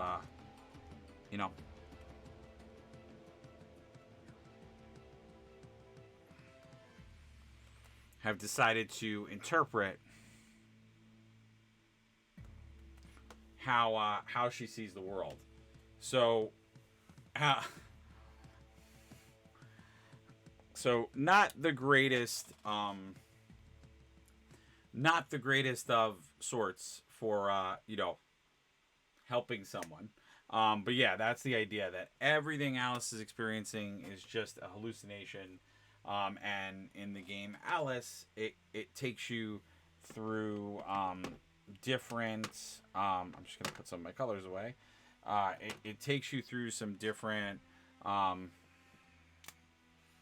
areas, and you meet different people in the asylum, and obviously everyone's like, well, Alice, you're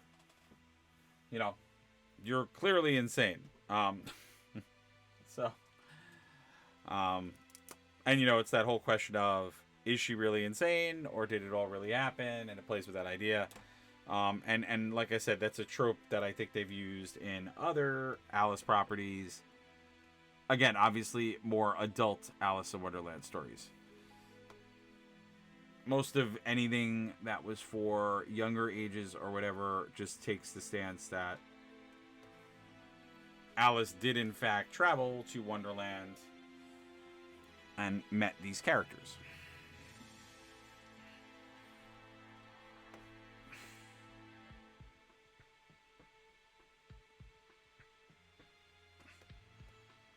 And obviously, Alice in Wonderland,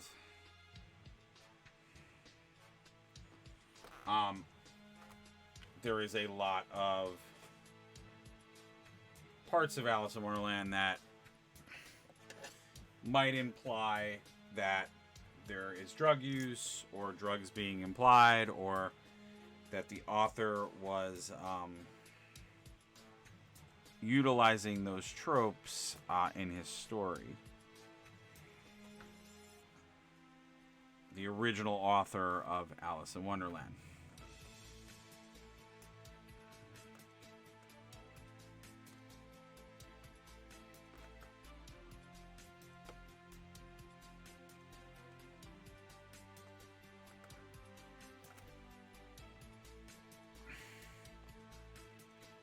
So what I'm doing now is I'm just doing the Apothecary White, so that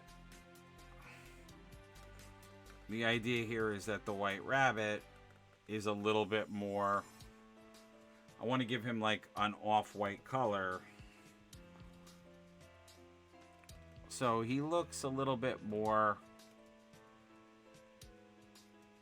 I realize that this might not be the best idea. Well, no, it's fine.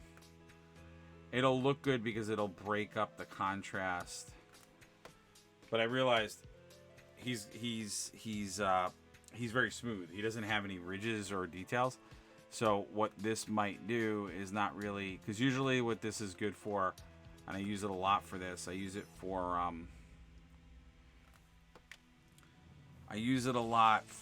hair or fur.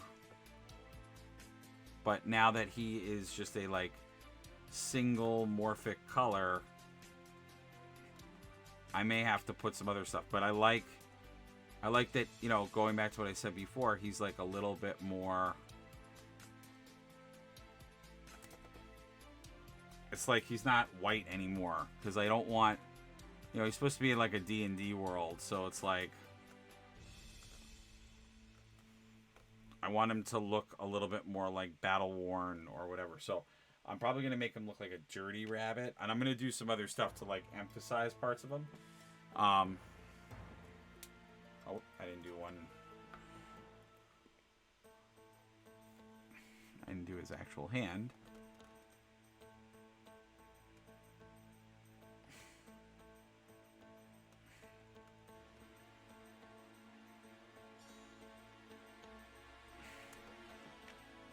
So you guys can see, now he's like kind of a grayish rabbit. He's still white, but he's got a grayish tone to him. So he's kind of like stoic. Now, the White Rabbit, if I'm not mistaken, has a red nose, but the Disney version of the White Rabbit, or a black nose. Oh no, he has actually a pink nose.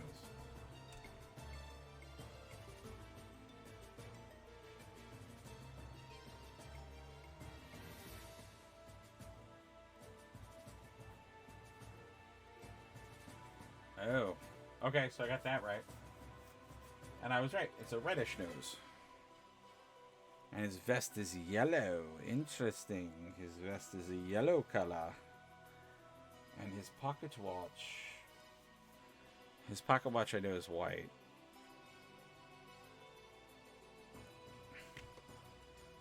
I want to do something to his pocket watch. Let's see if my...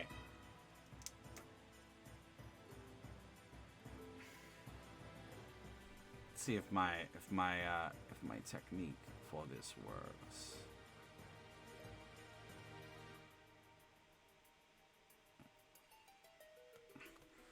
Oh, I like that. That's dope. Just do a wash on it. Just do a wash. I want to give Jazza actually some. I've been watching his painting videos and it's actually changed me as a painter. It's like, and I'm seeing it. I'm actually seeing it in these little minis because I'm trying stuff. I'm not being afraid to try stuff, and it's like I'm coming up with different things, and it's really cool, and I'm really really happy. And I think I'm gonna email him like now. I think I'm gonna email him tonight. Um,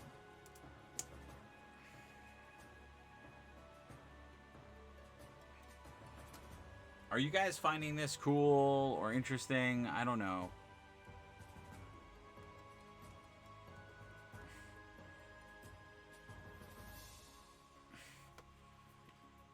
Wow. It's a really tiny red nose. Really tiny red nose. That was okay. Wow. I might be almost done with this mini too. Because I'm doing things that are crazy. No. This is awesome. I really like these models. I love this guy's model stuff. I guess we'll do Cheshire Cat maybe next.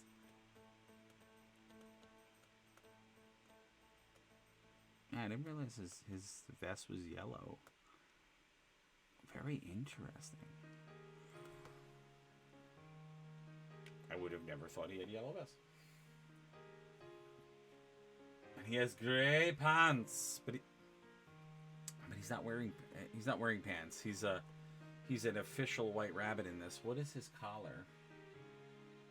His collar is also yellow. Okay, so everything, all of his accoutrements that are not red are this yellow. Okay, so we'll get that yellow on there for him.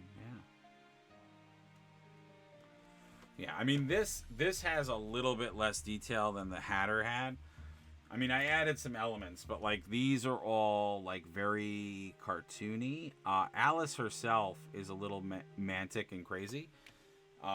So she will definitely not be the same as these. Would it be funny if like? Wouldn't it be funny if Twitch just like somehow stopped me from getting followers and like did something to me? I haven't gotten any notifications that like I've done anything wrong. So like, because I've noticed the last couple of like videos that I've had very few people watching me, and that's kind of scary and makes me upset. Like, did I do something to you guys? Like I had some pretty like big follow. Like I felt like I was getting a lot of people watching me, and then all of a sudden it like fell off. Like I have only like 1 or 2 people watching me now, and I'm not gonna lie, I'm getting a little worried. I'm getting a little worried. Is it that you guys are getting bored, or is it because like? And I do apologize for yesterday that I kind of dropped the ball and missed this stream. I was not intentionally trying to do that. I came home from work and I really just didn't feel good. I felt really, really horrible yesterday. So I'm really, really sorry. I hope that's not why. And I'm like, I feel like you guys are missing some good models. Like this is, and I know after the fact, I have a huge following of people that watch me. Like, or maybe is it more so like that Twitch is not alerting you guys that I'm on? Which I think a lot. I mean, I've had that issue before, and I know people have brought it up. I think a couple of my followers have like brought that up. That like the alert, if you have like the notifications turned on, it doesn't like alert you as often as it should, or there's like a delay in the alert, so that's why like people don't always make it there, and I hope that's not why. Or are you guys just getting like annoyed that I play music? Do you want like something else to happen? I don't know.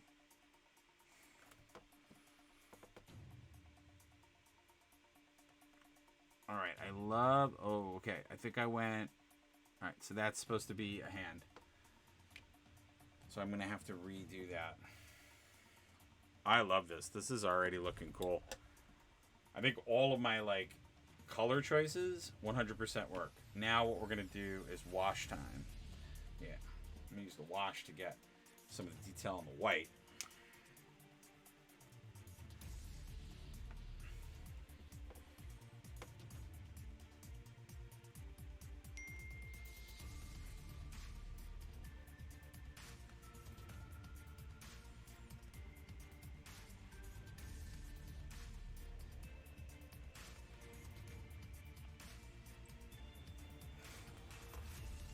Oh, that looks epically cool.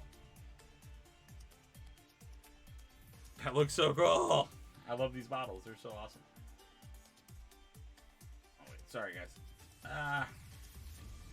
Okay, I have a full house talking to me. Jesus.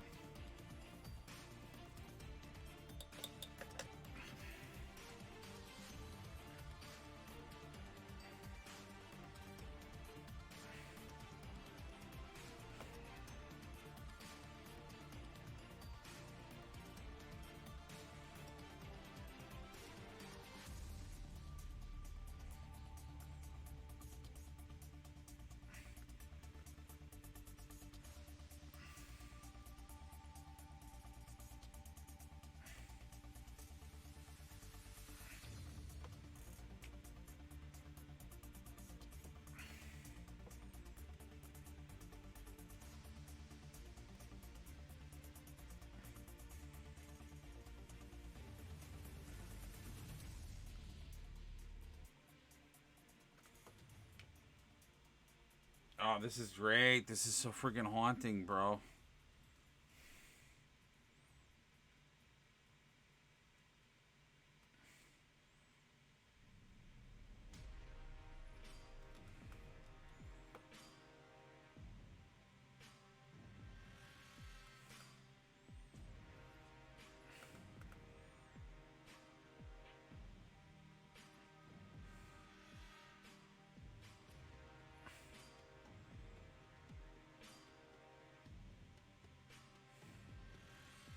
So what I'm using now is just the washes. And the point of the washes is just to create the depth for the model. And so far, this looks unfreaking believable. This looks so cool. I'm really loving how this turned out. I'm going to make those hands metal. This is like super cool. And this is going to be for our upcoming homebrew campaign. So I got these models from Lorecom Minatures. Super duper thank you to those guys. You can find them on Etsy. And these models are awesome. And the homebrew is going to be a Disney D&D mashup. And I love these models. They're so cool. They're so freaking cool. And I'm having so much fun painting them. Like, I can tell already I'm going to have fun painting all of these because they're just super freaking insane. And they're just like, they're a variety of different styles. I love that about them. And as you can see, they take kind of a weird stance. It's a little bit of like a haunting stance, but... and the idea is that some of these will be playable characters. I mean, he's going to be an NPC. I'm not going to make him a playable character. He's going to be an NPC, and they're going to have different casts and character types. The Mad Hatter is going to be a playable character, and he's going to be a magic tinkering gnome. So he's going to be a tinkerer making magical items. Because I would think, because if you think about like the Mad Hatter from that, and you guys can see how we did the Mad Hatter, and you can see just how like, I love how this came out. This model came out so good. Like, it's so detailed. The models are so cool. I love them. I love these models. I love the character designs. They're so cool. And then I'm going to be doing or going with some more. We're going to do the Ugly Duckling, which, yes, the Ugly Duckling does have a shotgun, which I think is amazing. Some of these models I'm going to use is like Blood Bowl Superstars for people that are familiar with Blood Bowl, which is a Games Workshop game. If you like the painting, if you like what you see, please consider following the channel. Consider signing up for notifications. Not only am I painting some indie models like this, but I also paint Warhammer Age of Sigmar. I also paint 40K models, so you guys can see. You can see the 2 installments of us painting this troll up, and we'll be finishing that on the next Warhammer stream, just to give me some street cred. I also do Marvel Crisis Protocol models as well. And normally on Thursday nights we do either an RPG or tabletop game. Unfortunately, my crew is not with me, so I thought this would be a perfect time to start painting some of the models for our homebrew campaign. So I was like, ooh, I will use this time to do that. So if you're joining us for the normal content that happens tonight, which I know you probably did it on schedule, I actually started the stream a little bit earlier, so I've already painted up a couple of models. But I may switch on. If you guys find it interesting, I would talk a little bit about creating the homebrew, and I might even switch on to D&D Beyond and start working on some of the character sheets for some of the playable characters, because I don't want to work on the NPCs or some of the villains yet. Because I don't want, if my other crew is watching or watches this after the fact, I don't want to ruin the surprises of the adventure. But I'd love to talk a little bit about homebrew and how you do the plot in the campaign. But the White Rabbit is coming out real nice. I'm really enjoying how this is coming out. And if you want to find where I got these miniatures, again, Lorecom Minatures on Etsy is where you can get them.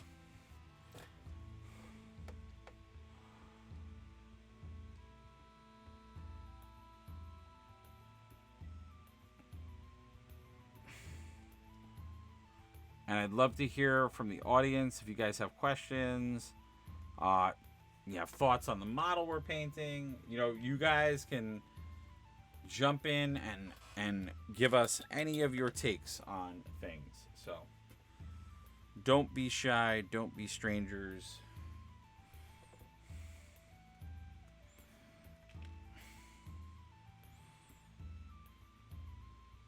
Yeah, we're gonna the White Rabbit we're gonna be done with probably pretty quickly, because there's not too much to them. I'm just doing a little bit of like wash detail work, where I'm just creating some.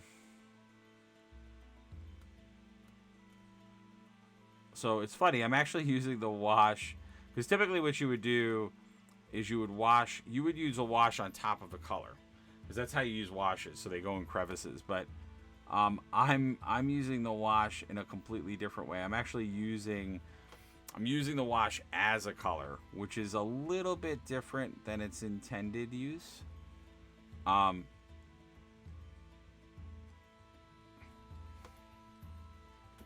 That's so super insane.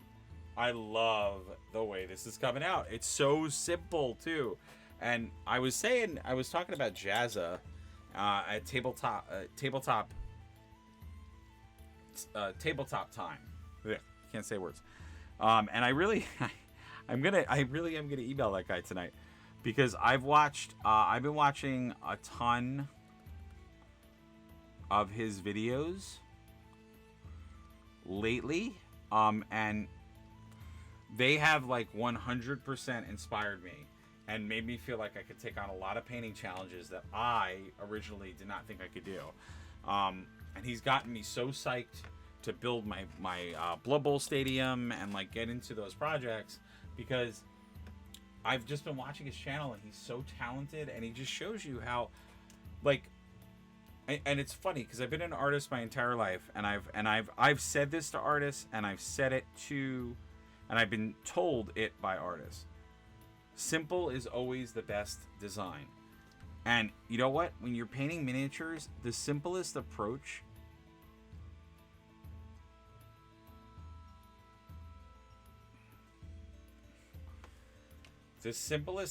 most of the time will give you or yield the best result. And it's very much true. Like, take this model here, which is the White Rabbit. Like, it is very simple painting techniques, but I am winning big, all of it. So it just goes to show. And he actually, and I'm actually going to quote them because they said this on one of their videos, and they were like, it just goes to show that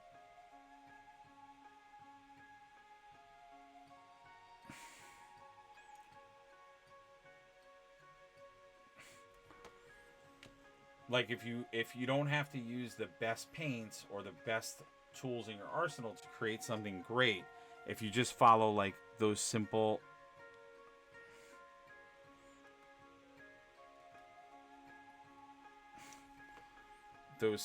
design traits. So like if you have good line, if you have good contrast, if you have good transition, you know, all of the other stuff will come because you've followed those tricks or those rules. So it just shows that, like,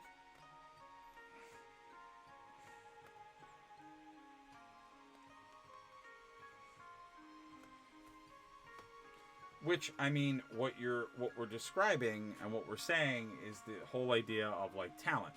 So like, yes, most people can learn the technical aspects of a skill, but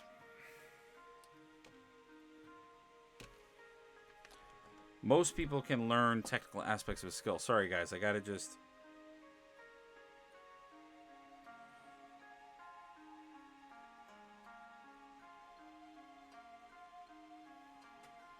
just wanted to go into those legs so I could get...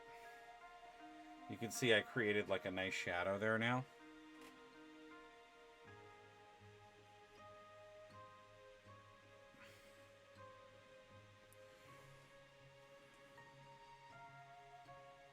Ah.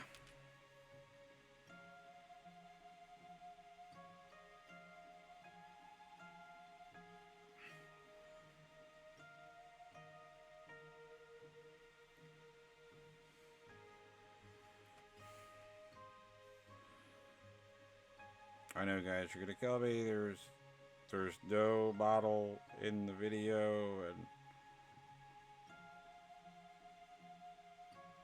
I need to get a better top-down camera so I can like show you guys that stuff. So all I did was I just did some more line work. I can do the rest of this on camera. Let me get this out of the way. So all I'm doing now is I'm just going in with the wash to create the line work for where those crevices are in the leg.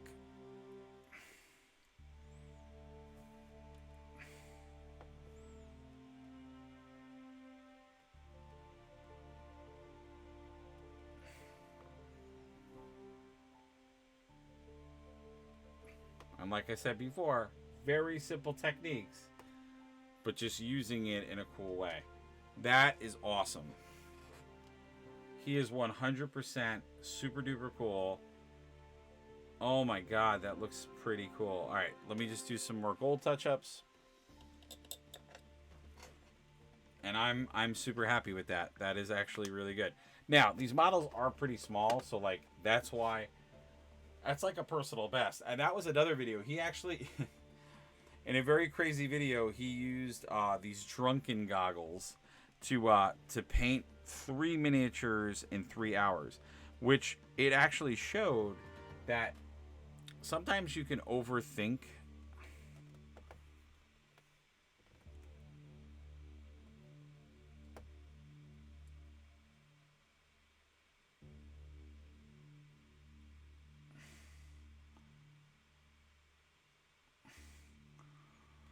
I think people can take a project and slightly overthink that project.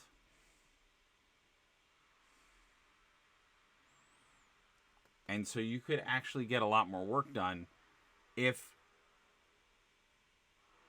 you just make those choices a little bit quicker. So like in the case of this model, like I got 2 models painted in less than 2 hours because A, they're smaller, so that is true. And it should also be said they didn't have a ton of detail. Like even this, the ugly duckling, like it's got very few colors. Like now I'm gonna do my duckling a little bit differently. Just because I don't want to paint another white character. That's kind of boring.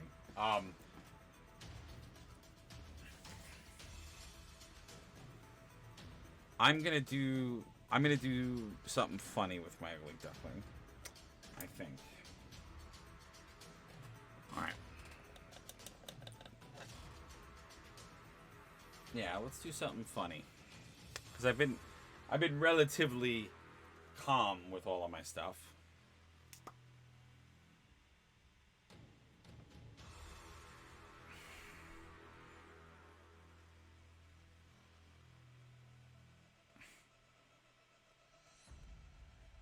Now, obviously, this ugly duckling has a shotgun, which is already a fun element, but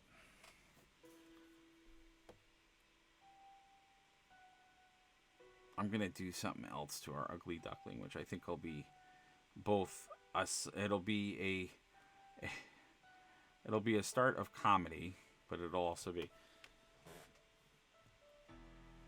I think this will be kind of fun.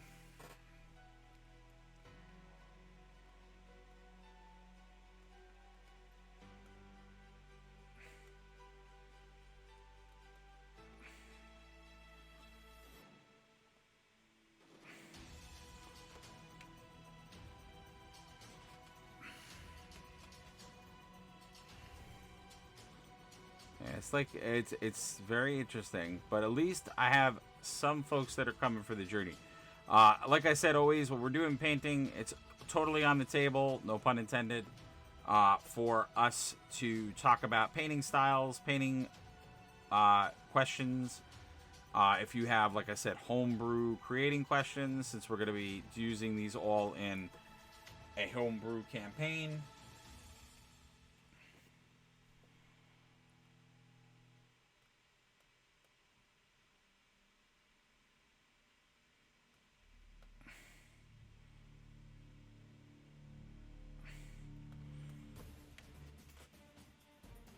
Please do not hesitate to give us a question or two.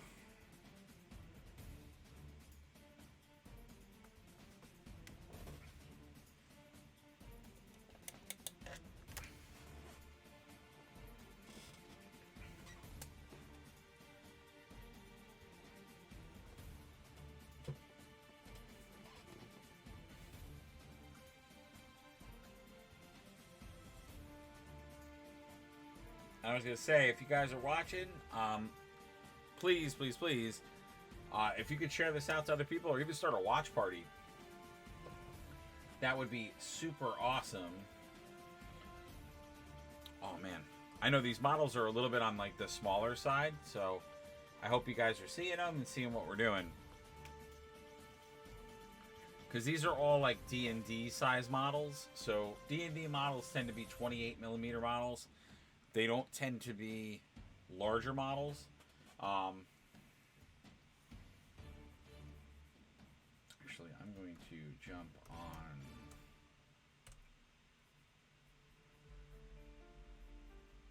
At least the camera issue stopped. So I think it was, in fact, probably just me, like, reconnecting the cable. Sometimes that happens. It might mean that one of my HDMI cables needs to be replaced, but I don't know. And then I always love to hear comments on what you guys think of content. I have this funny feeling that because you guys can't see me, and if that's like a big... I'm moving the cable, so this is probably going to cause the same damn issue to happen again. Alright, I'll show you guys why I haven't turned it on. So if you look at my camera, which is now on, you can see me, but the angle in this room is a little bit different. I gotta order a green screen to go behind me because you guys see a lot of my studio mess, and I don't want you to see kind of junky stuff behind me, so that's why I haven't turned on the camera in a while. But I have this feeling that if you guys could see me, you probably would enjoy the video better, because I know people liked you like seeing someone painting and getting their reaction. But it's just, you guys see basically 2 of my studio setups, and you can see the lighting is not the greatest. So that's why I haven't been putting myself in the videos and trying to avoid having that in the video. But maybe we'll do it for tonight just to try it out. But because not that it's like super dirty or like crazy, but I have like other models back there and other stuff. Like I have a whole Ogre Tribe model box that I have to do and build, which I have not gotten a chance to. I really want to do an Ogre army in Age of Sigmar because they're like super dope. But again, work in progress because I moved everything around. So all right, I'm letting Ugly Duckling dry a little bit.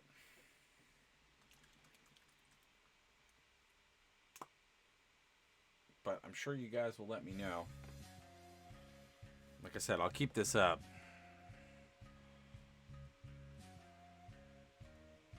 Oh. I shouldn't have let this... that was dumb. Why did I let it dry? Because now I'm going to literally get a 2-tone model. Alright, so I'm going to have to just over... That's okay. It's the bottom, so, I mean, to transition to a darker tone is okay. I also realize, and I apologize to those folks that are viewers and have been watching us for a while, and maybe you are, in fact, doing what I'm doing. Because I realized, and I never thought of that, but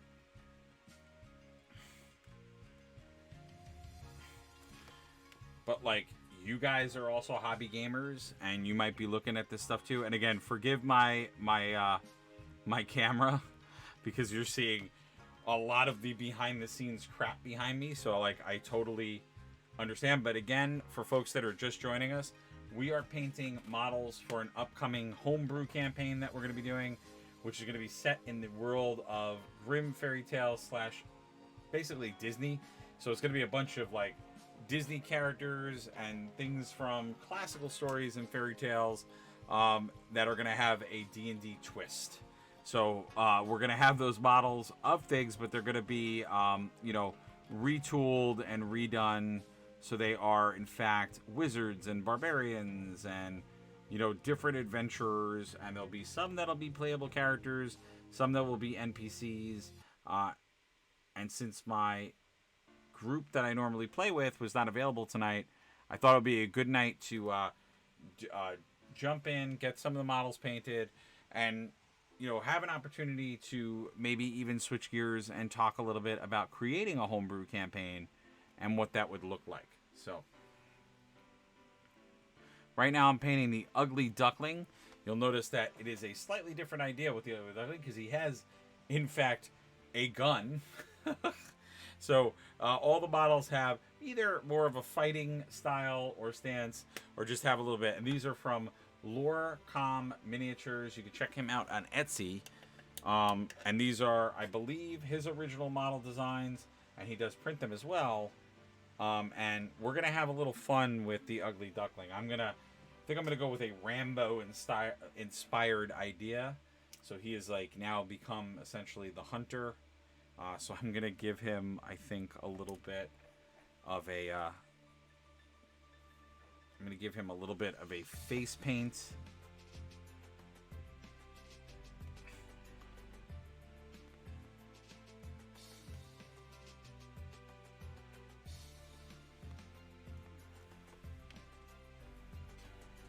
So I'm going to make it look like he's been like jungle warfare fighting kind of thing.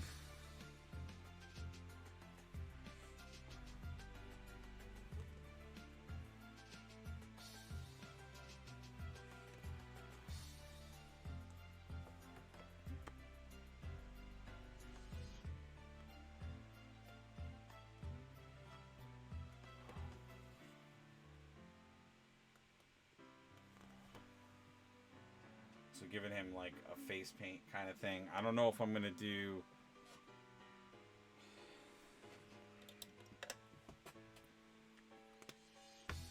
I was very tamed on the other ones. I think I'm going to be a little bit more crazy on this one.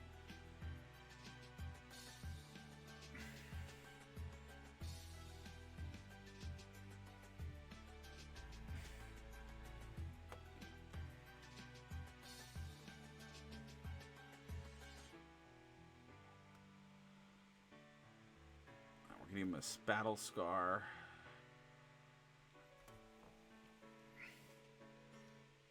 See, guys. Oops, sorry.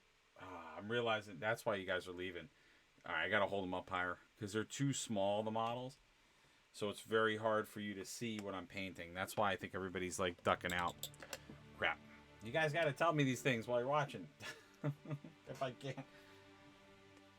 I take criticism and feedback very seriously. So if you guys tell me there's something wrong with my stream, I'm gonna want to try to fix it because that's the kind of content creator I am.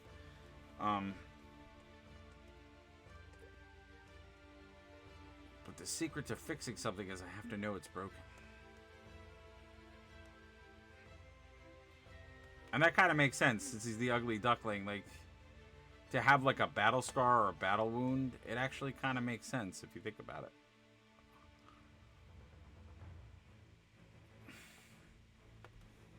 So give him like a...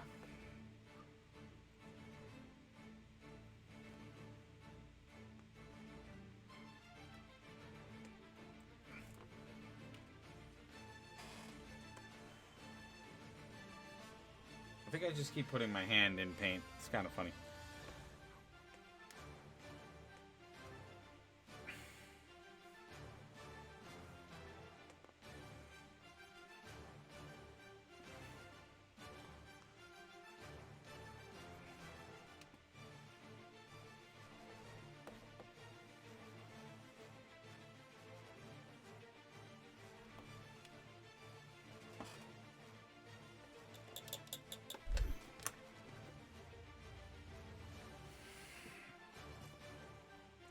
And for you guys out there that are thinking like, did he go all out for this?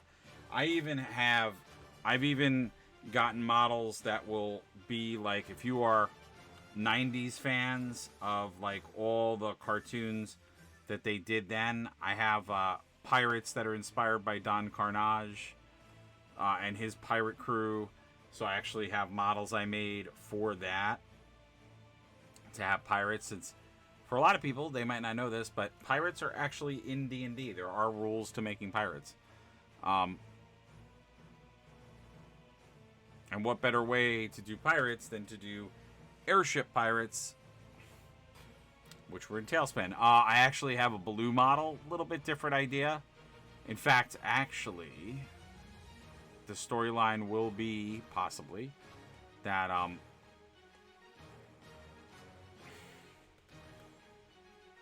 well, I don't want to give away too much, but there's going to be a lot of really cool playable characters, and there are going to be like varying party groups. So, because the idea of this campaign is that we'll have potentially 3 DMs in total who can, so it will be, although it will be a homebrew campaign, the idea is that it's going to be set up in a way that it'll be adventures that are stringed together in a cohesive storyline. But multiple DMs can play with it. So multiple DMs can actually go into it and play around with the system. So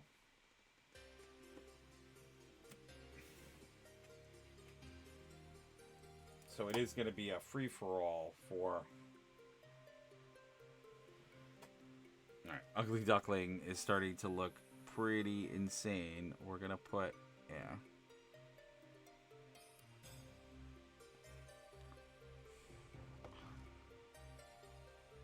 And people may not know this, but Disney did do, in fact, an Ugly Duckling cartoon. There is a short Ugly Duckling cartoon.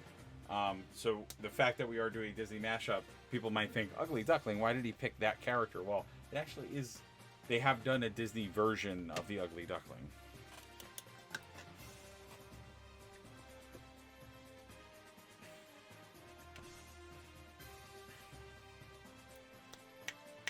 What do I want his other eye to be? So it has like the glassy blue eye, and then I was going to do a purple eye for the other one. Just to make him, live up to his name of Ugly Duckling. So he's got like, basically he's been like a warrior, a battle scar warrior. Some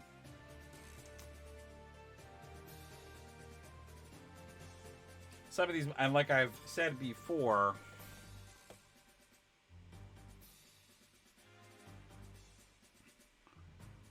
when these models are not being used for the homebrew campaign, the idea is that I will use some of these as Blood Bowl All-Star players.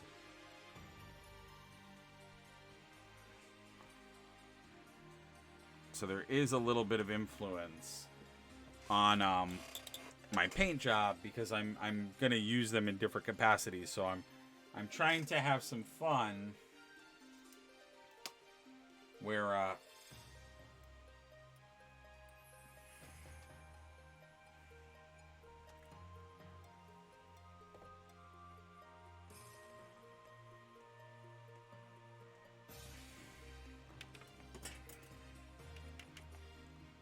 no, it's got too much water on it.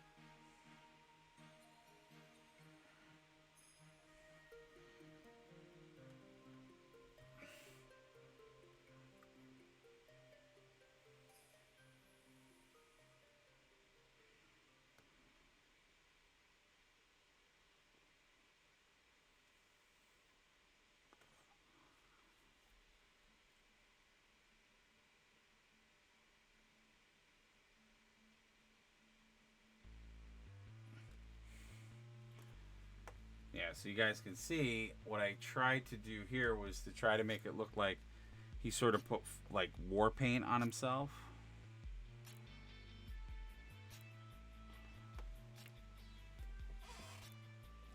So it looks like it was like painted on.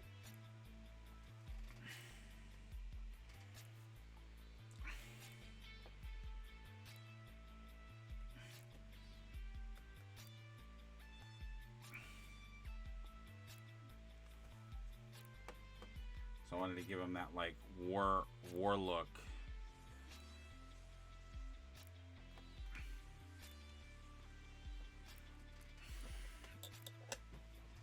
So he's got a cut eye, his eye is like glassed over.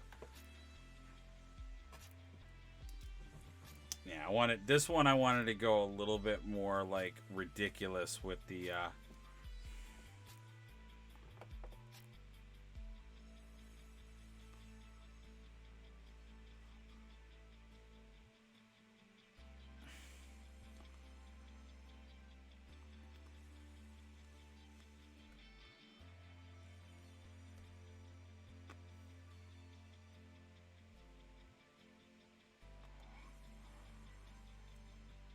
so yeah, I want to give him like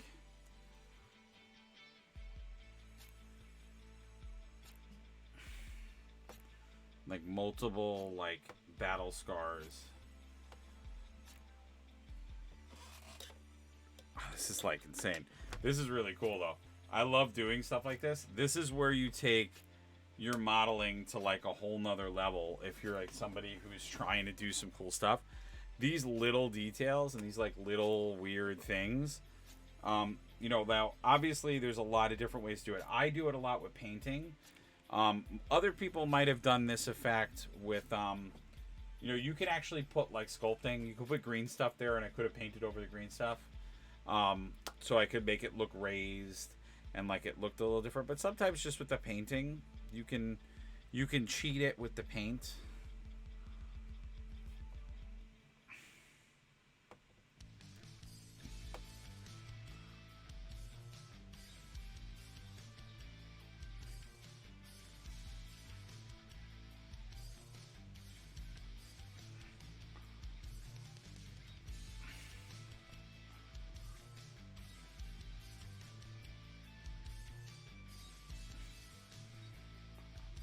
Yeah, so now you can see in this, He's got some like massive.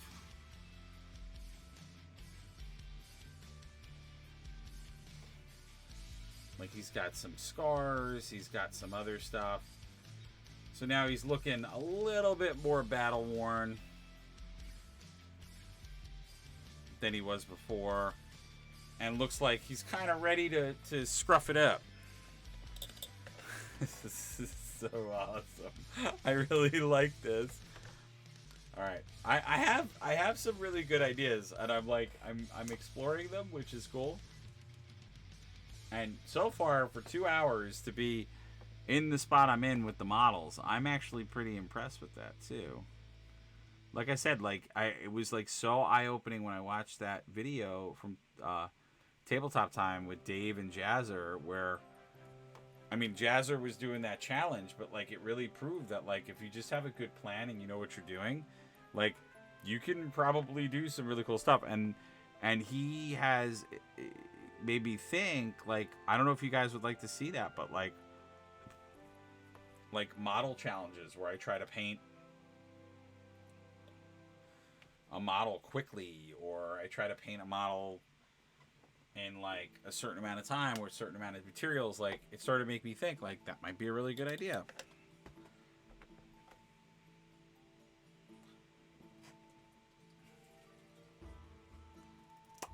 All right, scariest part of this is going to be that gun, because I laid down a very, very light color and now I got to go back.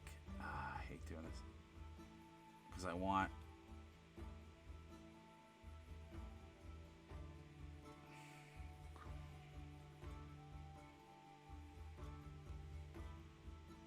do that as a wood.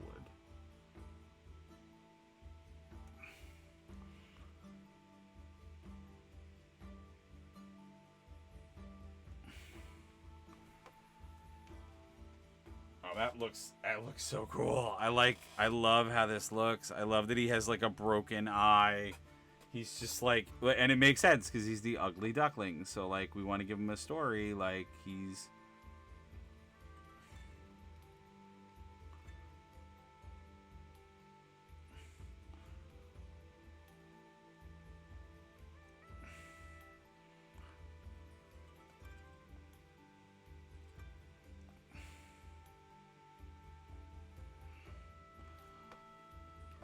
this is looking so awesome.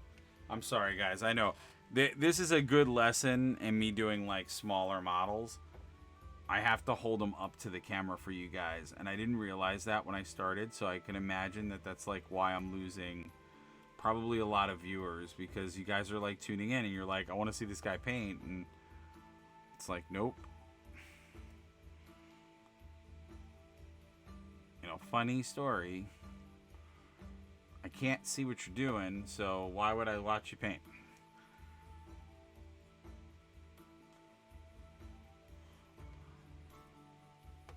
And for the one viewer that I've had this entire time, you are awesome. You should say hi, you should talk to me, because you are a true friend and a true awesome person.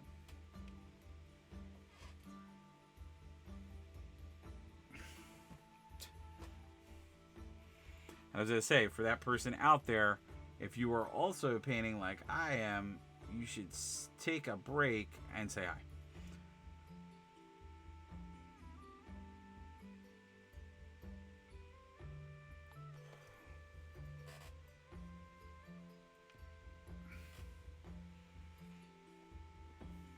Because eventually I'm going to have to let Mr. Ugly Duckling dry for a minute. Because I don't want to go in and start doing touch-ups if I know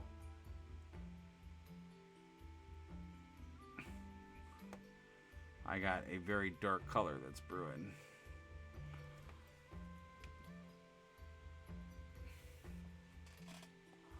Now, I should also mention that the whole idea of this, the whole idea of this type of handle is that I could be turning it this whole time, and I'm terrible at doing that because it's been so long that I've used other handles that don't have that feature that I like completely forget that I have it on this one. And I feel like that's like a part of painting. Like I get new equipment all the time, or I try new stuff, and I always forget that it's there until I like have to use it. Um,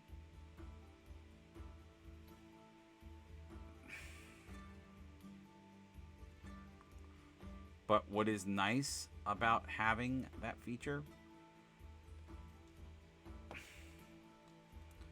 What's nice about having that feature is that when you are doing, when you can turn the model, one, it makes it, I really should be using it because it's better for you guys. So it's not like what I've been doing, which is like moving the model around like 1,000 times over, and then you guys can't actually see what I'm doing. So that's a very practical use of it if you paint on stream, or on, you know, if you're making YouTube videos for painting and you're recording yourself paint. All of that it definitely lends itself to a better video, because you can stay stationary on the camera. The other thing is that it can be very good if you're going around an object or doing what I was just doing, because then you can see what you're missing and where you had shortcomings, and maybe completely forgot to paint something, like the bottom of the beak. But I'm going to say this. There's definitely a couple of more things I want to do to Mr. Ugly Duckling. But I am really, really, really happy with where we are at. Now, again, why was I able to paint so quickly these models? I mean, the reality is that I did pick 3 cartoony models. So they're not, you know, they're not super realistic. So they don't have a lot of detail. They have a lot of simple. So really blocking out those colors, that really is all you have to do, because they're very cartoony. But because, you know, like I always say to everybody, my models don't ever stay in the simple realm. I always go a little further, because that's just how I am as a painter.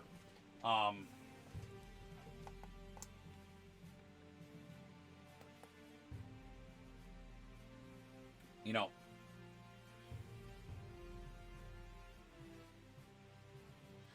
it does not look half bad.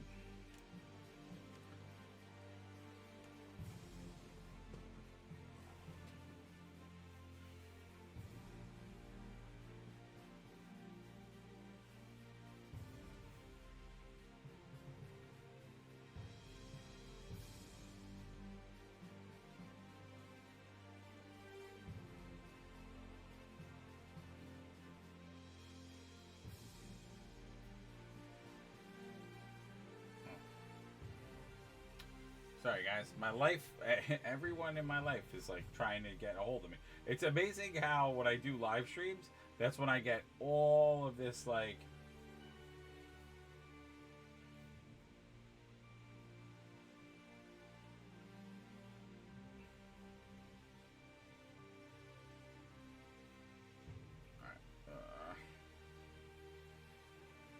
I'm just letting Ugly Duckling dry a little bit before I jump into a little bit more painting on him.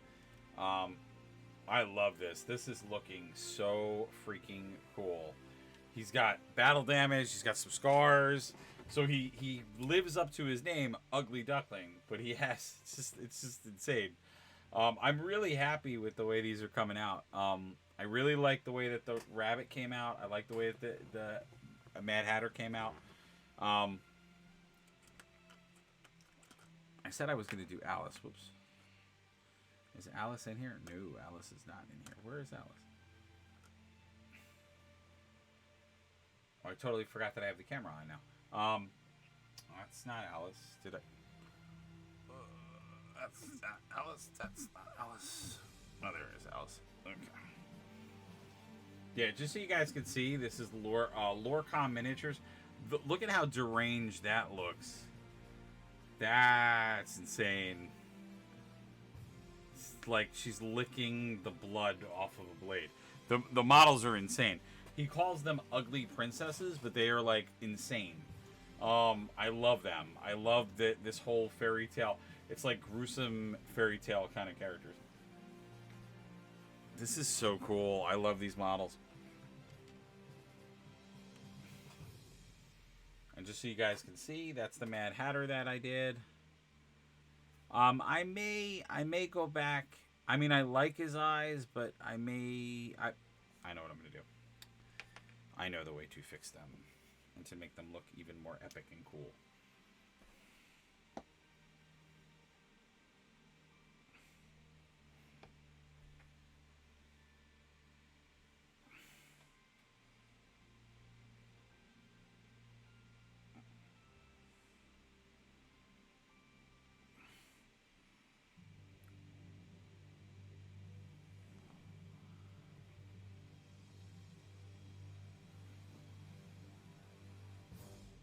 There we go.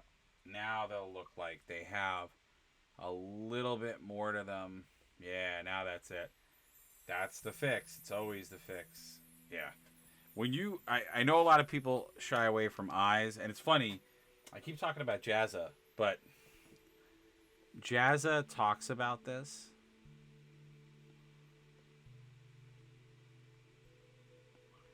How people shy away from doing eyes, but when you do eyes, oh, he looks so cool. When you do that light, you put that glint in the eye of the character, it looks so cool. It makes the whole model. It really does. Now, sometimes you might want to leave it,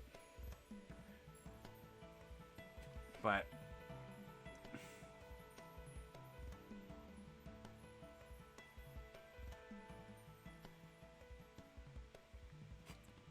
look at how different it looks when you put the eyes in. Those are the little details.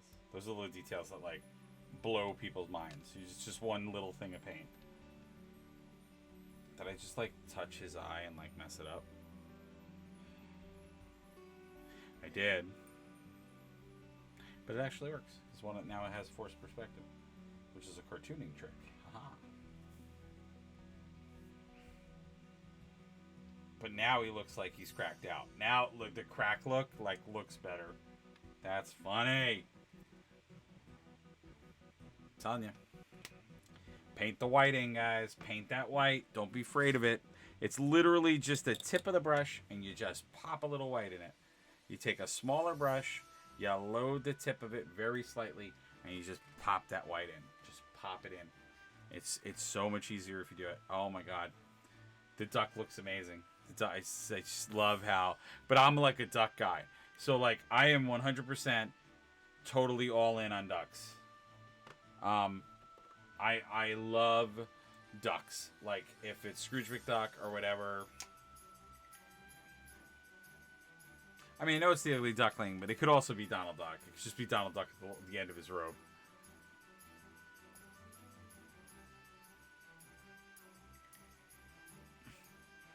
I told you. I'm never a guy that could do, like, just a little bit on a model. I always have to do, like, the...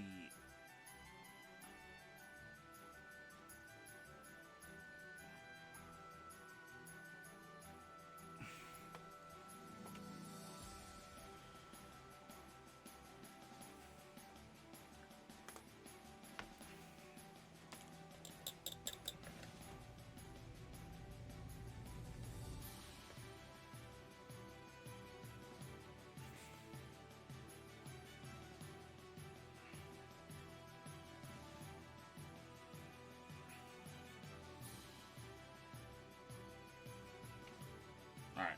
Oh, epic music. Epic. Epic music. Oh, my paper fell, like, so long ago it fell. Is my paper on the floor? Where did it go?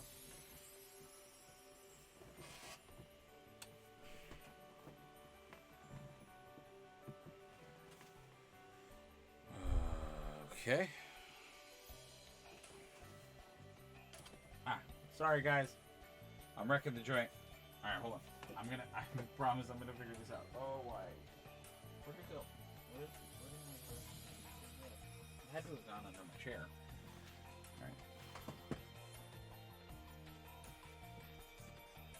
Alright, I am going to turn off my camera for a moment. And like I said, guys, I tried keeping it on, but that's what it looks like. It's just really really, really bad in here. It's just very disorganized right now because I am resetting up this studio and workspace. Where did my brush go? That's really weird. Well, I definitely didn't get back up because it fell and I didn't. Where the hell did it go? All right, hold on 1 second, guys. I'm sorry. I have this one. Oh, am I running it over with it? I feel like I'm running it over with the leg of the chair.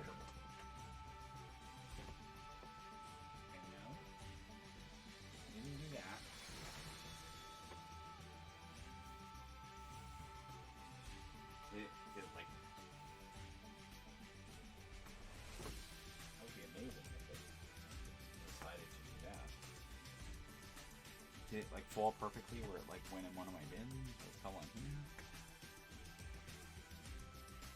Oh my god. The magical brush. Where the hell did this brush go? Did it fall right here? I don't know where this brush went. It's a mystery where this brush went. It couldn't have gone too many places. I'm literally right here. Where did this brush go?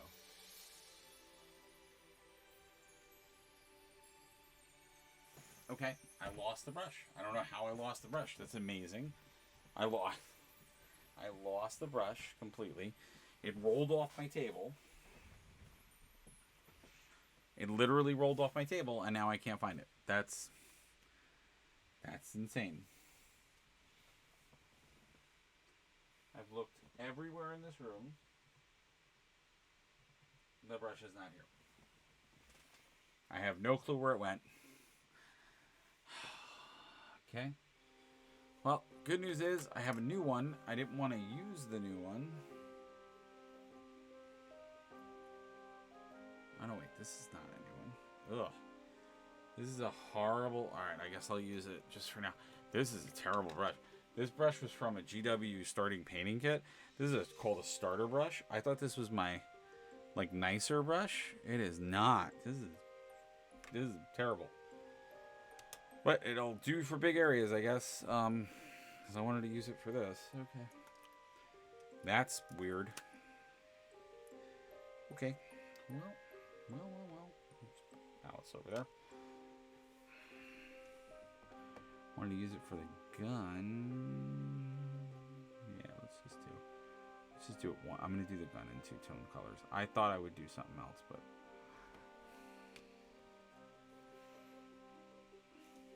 so I'm using Space Wolf Gray, which has kind of become a little bit more my like gunmetal gray that I use a lot. Like if it's gun or metal, it depends though. Sometimes I like to use the Space Griffin Gray, or I might use a combination of both. I'll put one on and one off. But this one I'll just use the Space Wolf because it's a nice gray. It's gonna look nice up against him. And you know, this is another one of those things where, see, this is where the contrast paints really show their like complete potential and like how good they are as paints, because you guys are already seeing how I'm able to, like, with a model like this that has like a little bit of detail but not like a ton, you just kind of throw that contrast on and the model is like already looking terrific, and all you've done is just a little bit, you've done like a one pass coat. So you know, this is where the contrast paints really live up to their you know, advertised usage. And then if you start doing things like I'm doing, where you're going back over the areas where you have some shading, you're gonna start to see the contrast even shine even more. Now you could do this a couple of different ways. The reason I'm doing it this way is that what I usually do is I usually go back over the model with the same color, and then if I want to do like a little bit more contrast, I might like pull in another color. But I do this because what this helps me do is it helps me get like nice tight ends done. It gets line work done for me. It gets a little bit of the details done really quickly.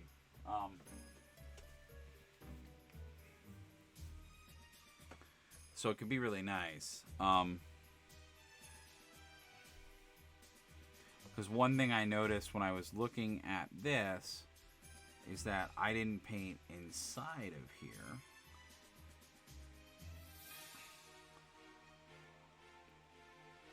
So I'm just using this bigger brush just to get the coverage that I need inside of there.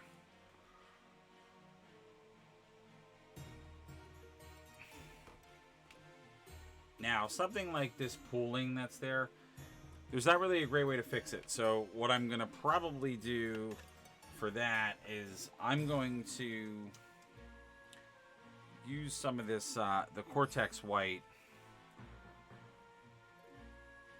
And I'm just going to like cover up where that was.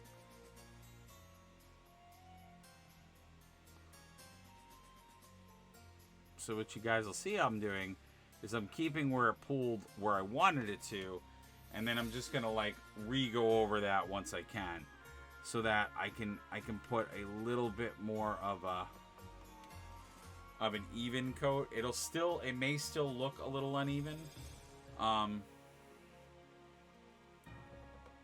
but it'll look nice.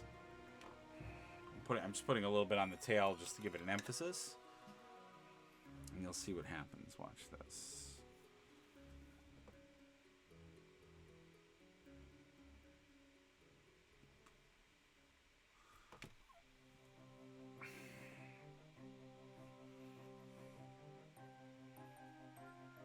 So I'm going to water that on. So what you'll notice I just did was I did a little bit of wet blending. So I'm putting some water on this, because watch what will happen if I do this the right way.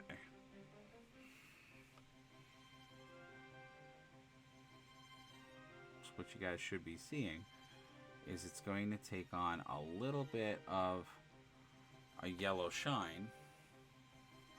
And then once that dries, if I go back over it with yellow,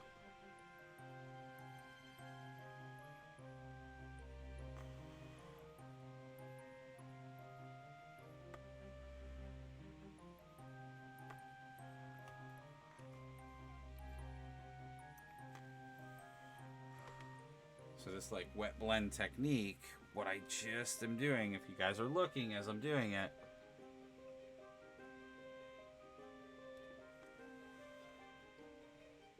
is I am creating a gradient,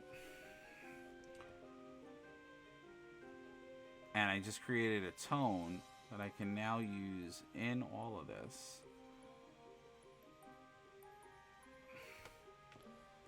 And it will look a lot more believable as I go through, because I'm basically blending all of the areas where it didn't pool correctly. But because I have that white there,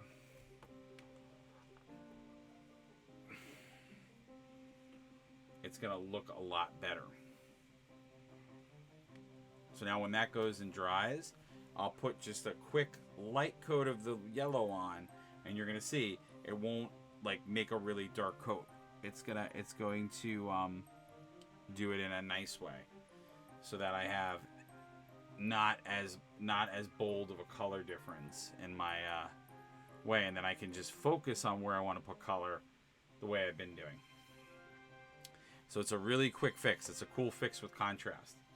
You can sort of mix blend the color in, which is a really good idea. It's also a form of wet blending. It's how you wet blend on there, so you can create highlight tones and other stuff. Switch back to this brush. That starter brush is horrid. It's such a bad brush. Now also, you'll notice sometimes I will put down a hard coat, and then I'll just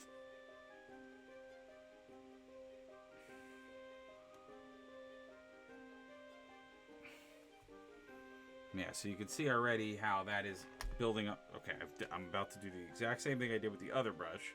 Not gonna do that. Yeah, this starter brush is is super bad. That starter brush they give you in the box, it is a cheap brush. It is GW definitely not doing you any favors in the brush department for the like start painting. They give you some so in those boxes, if you've never bought one of them before, what they are is they give you like a model or two sometimes, and they're usually like snap together models, so you can just focus on painting. So they give you models that are like, easy to build, so you're not doing the building part.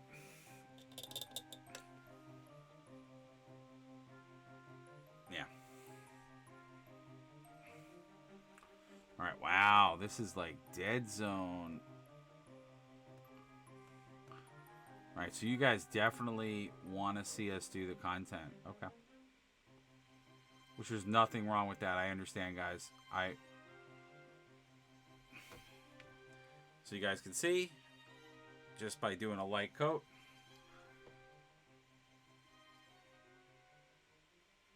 So the secret's going to be, I'm just going to spread that out.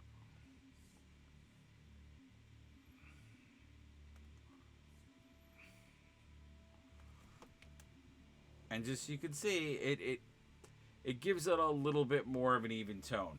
It's not exactly a science of greatness, but it definitely is better than what we were going to get.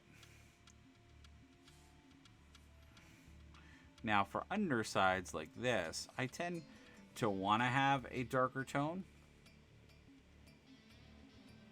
because it's in shadow. So, going back to, I was talking to somebody earlier today, like, this is why I like to paint the model completely together, because that looks awesome. That looks so... I'm so happy that I did that. Now, I would even add some bits onto him. Like, I should have added some, like, piercings and stuff. Like, he's just a really... It's freaking gorgeous. I love this model. This is so awesome. Okay. He's got a little bit of white tail. He's got a little bit of white detailing on there. This is awesome. This is insane. So good. All right. Oh, wait. Almost finished. I just saw an underpaint that I didn't do.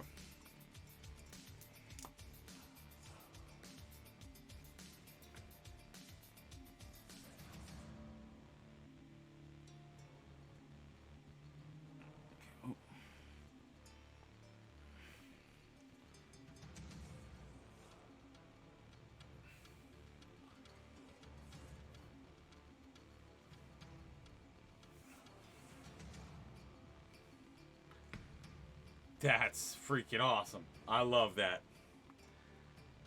That's insane. Okay, these models are nuts. I'm impressed with myself.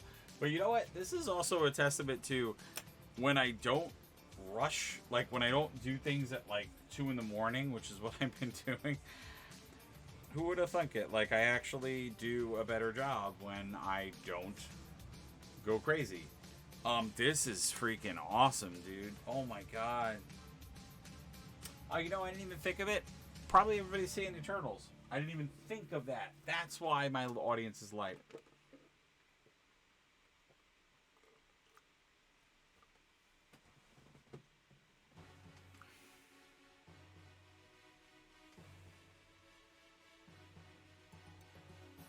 Didn't even think of that. Alright, well, we've done 3 minis, and I've actually done it in under 3 hours, but I didn't have drunken goggles on, so I can't say that I can't say I did Jazz's challenge because I wasn't drunk when I did it, but damn, that's crazy.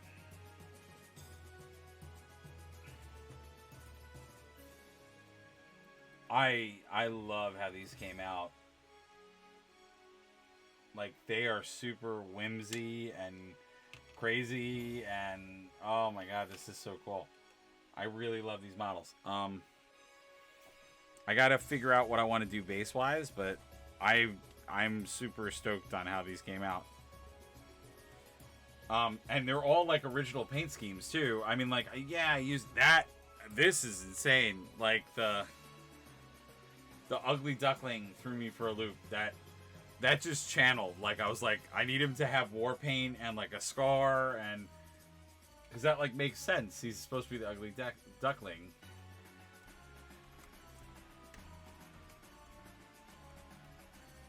Do I even try to do Alice? I mean, I could. She's not like super hard. I mean, I want to do some crazy stuff to her because this model is like insane, but I mean, she's not terribly hard to paint.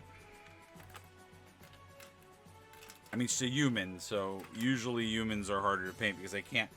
And the model is not as cartoony as the other models I painted tonight. So the other ones have been a little bit more on the cartoony side. But she's not, like, particularly harder. But I want to, like, I'm probably going to put some blood on her.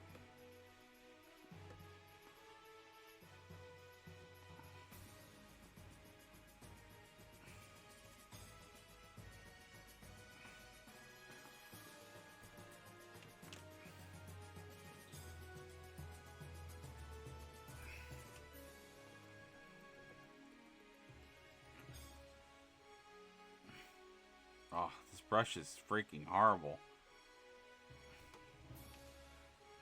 This is called... the thing that infuriates me is it's called a starter brush, and I'm like, why would you ever want this brush? This is such a bad brush. And this is the brush GW is giving you for your first painting experience. Like, I don't think that that's a good brush, bro.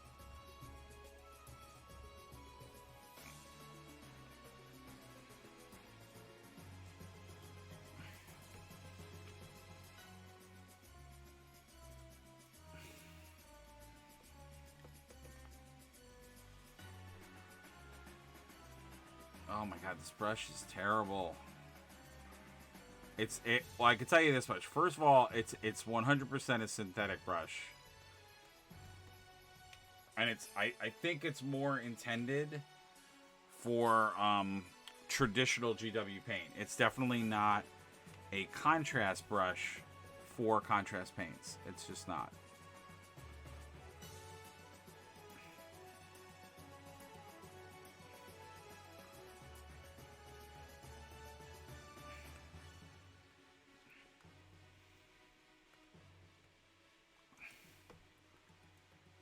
Oh, this is insane. I'm definitely going to be sending... I'm going to send a couple of pictures to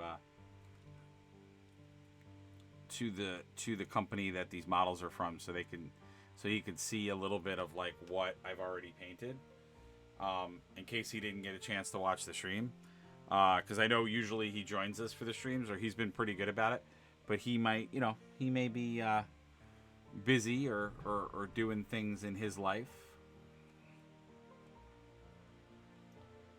Oh, this is dope though. These models are insane. I have plenty of more to paint. I have so many more to paint. But if I get them all done,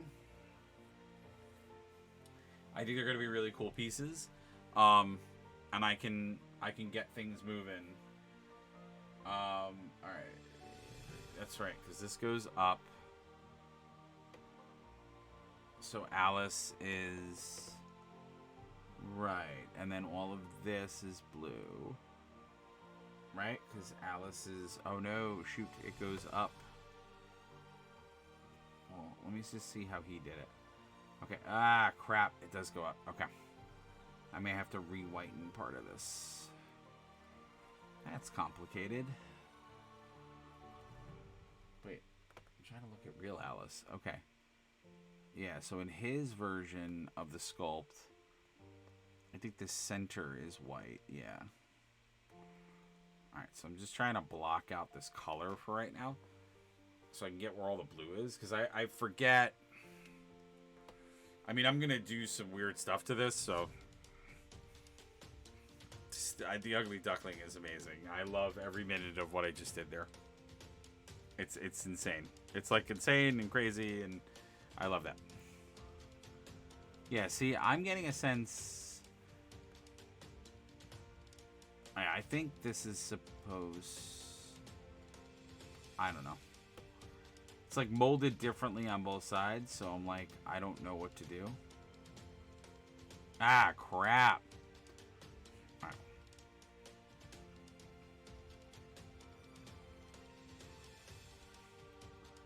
Man, I'm trying to paint her skin blue. What's wrong with that? She's zombie Alice. Yeah, I'm just gonna match it.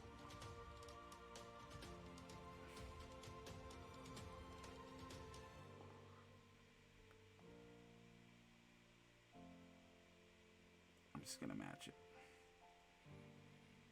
Okay, zombie Alice. No.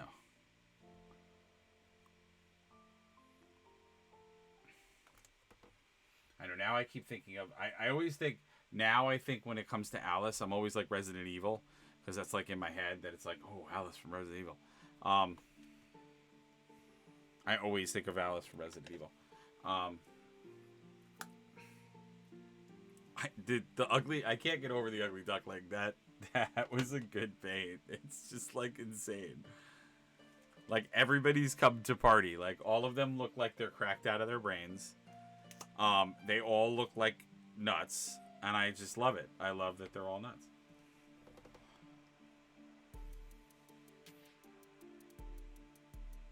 Oh, where's the headband? No. Don't go into that color, you bastard. Right. I'm getting sloppy, which is usually my cue to stop painting, but...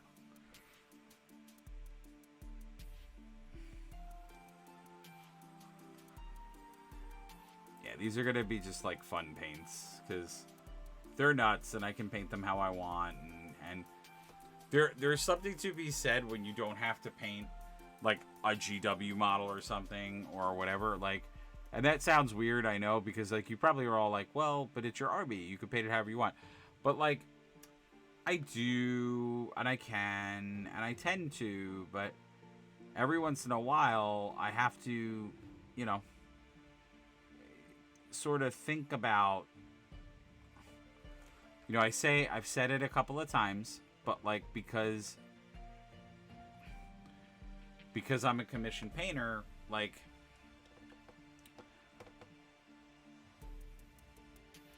I do paint my own stuff, and I do paint obviously to be creative and fun and all that stuff. But like part of me too, and I've said it, like when I'm painting something, I sort of have to think about the aspect of it that's like, well, this is a model that, you know, if somebody were to be playing on a tabletop with me, like they're gonna see this model, and like, what is that gonna look like, and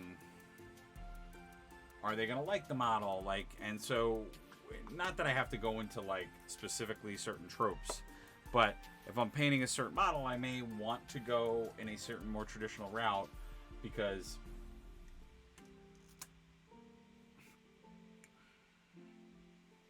yeah, I don't know.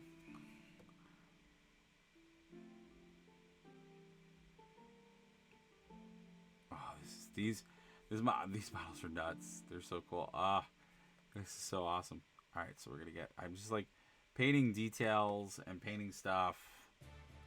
Yeah, I really do mean it. I really like. I'm going to. I know I said it a few times, but when we're done with the stream, which I'm probably gonna wrap up in a minute. I'll be honest. We're not gonna get to finish Alice, which I'm sorry. If you guys want to see me paint more of these, please direct message me. If you watch this video after we were live and you want to see me go to town and get, I mean, I have literally probably another like 20 models that are all like princesses and fantasy characters. If you want to see more of me painting models like this from this company, I have plenty to paint. I have dwarves to paint. I have just piles of models to paint. I will do more of them. They are so much fun. But you guys got to tell me, because I'm a little concerned that this stream didn't get that many views.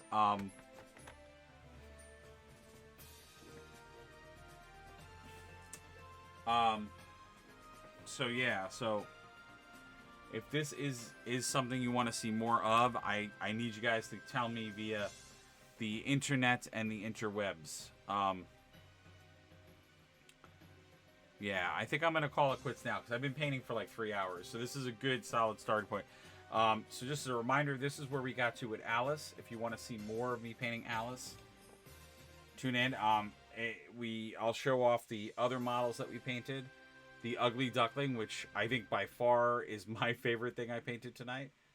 Very cool, very crazy. And again, these are all for a homebrew campaign that we're going to be doing.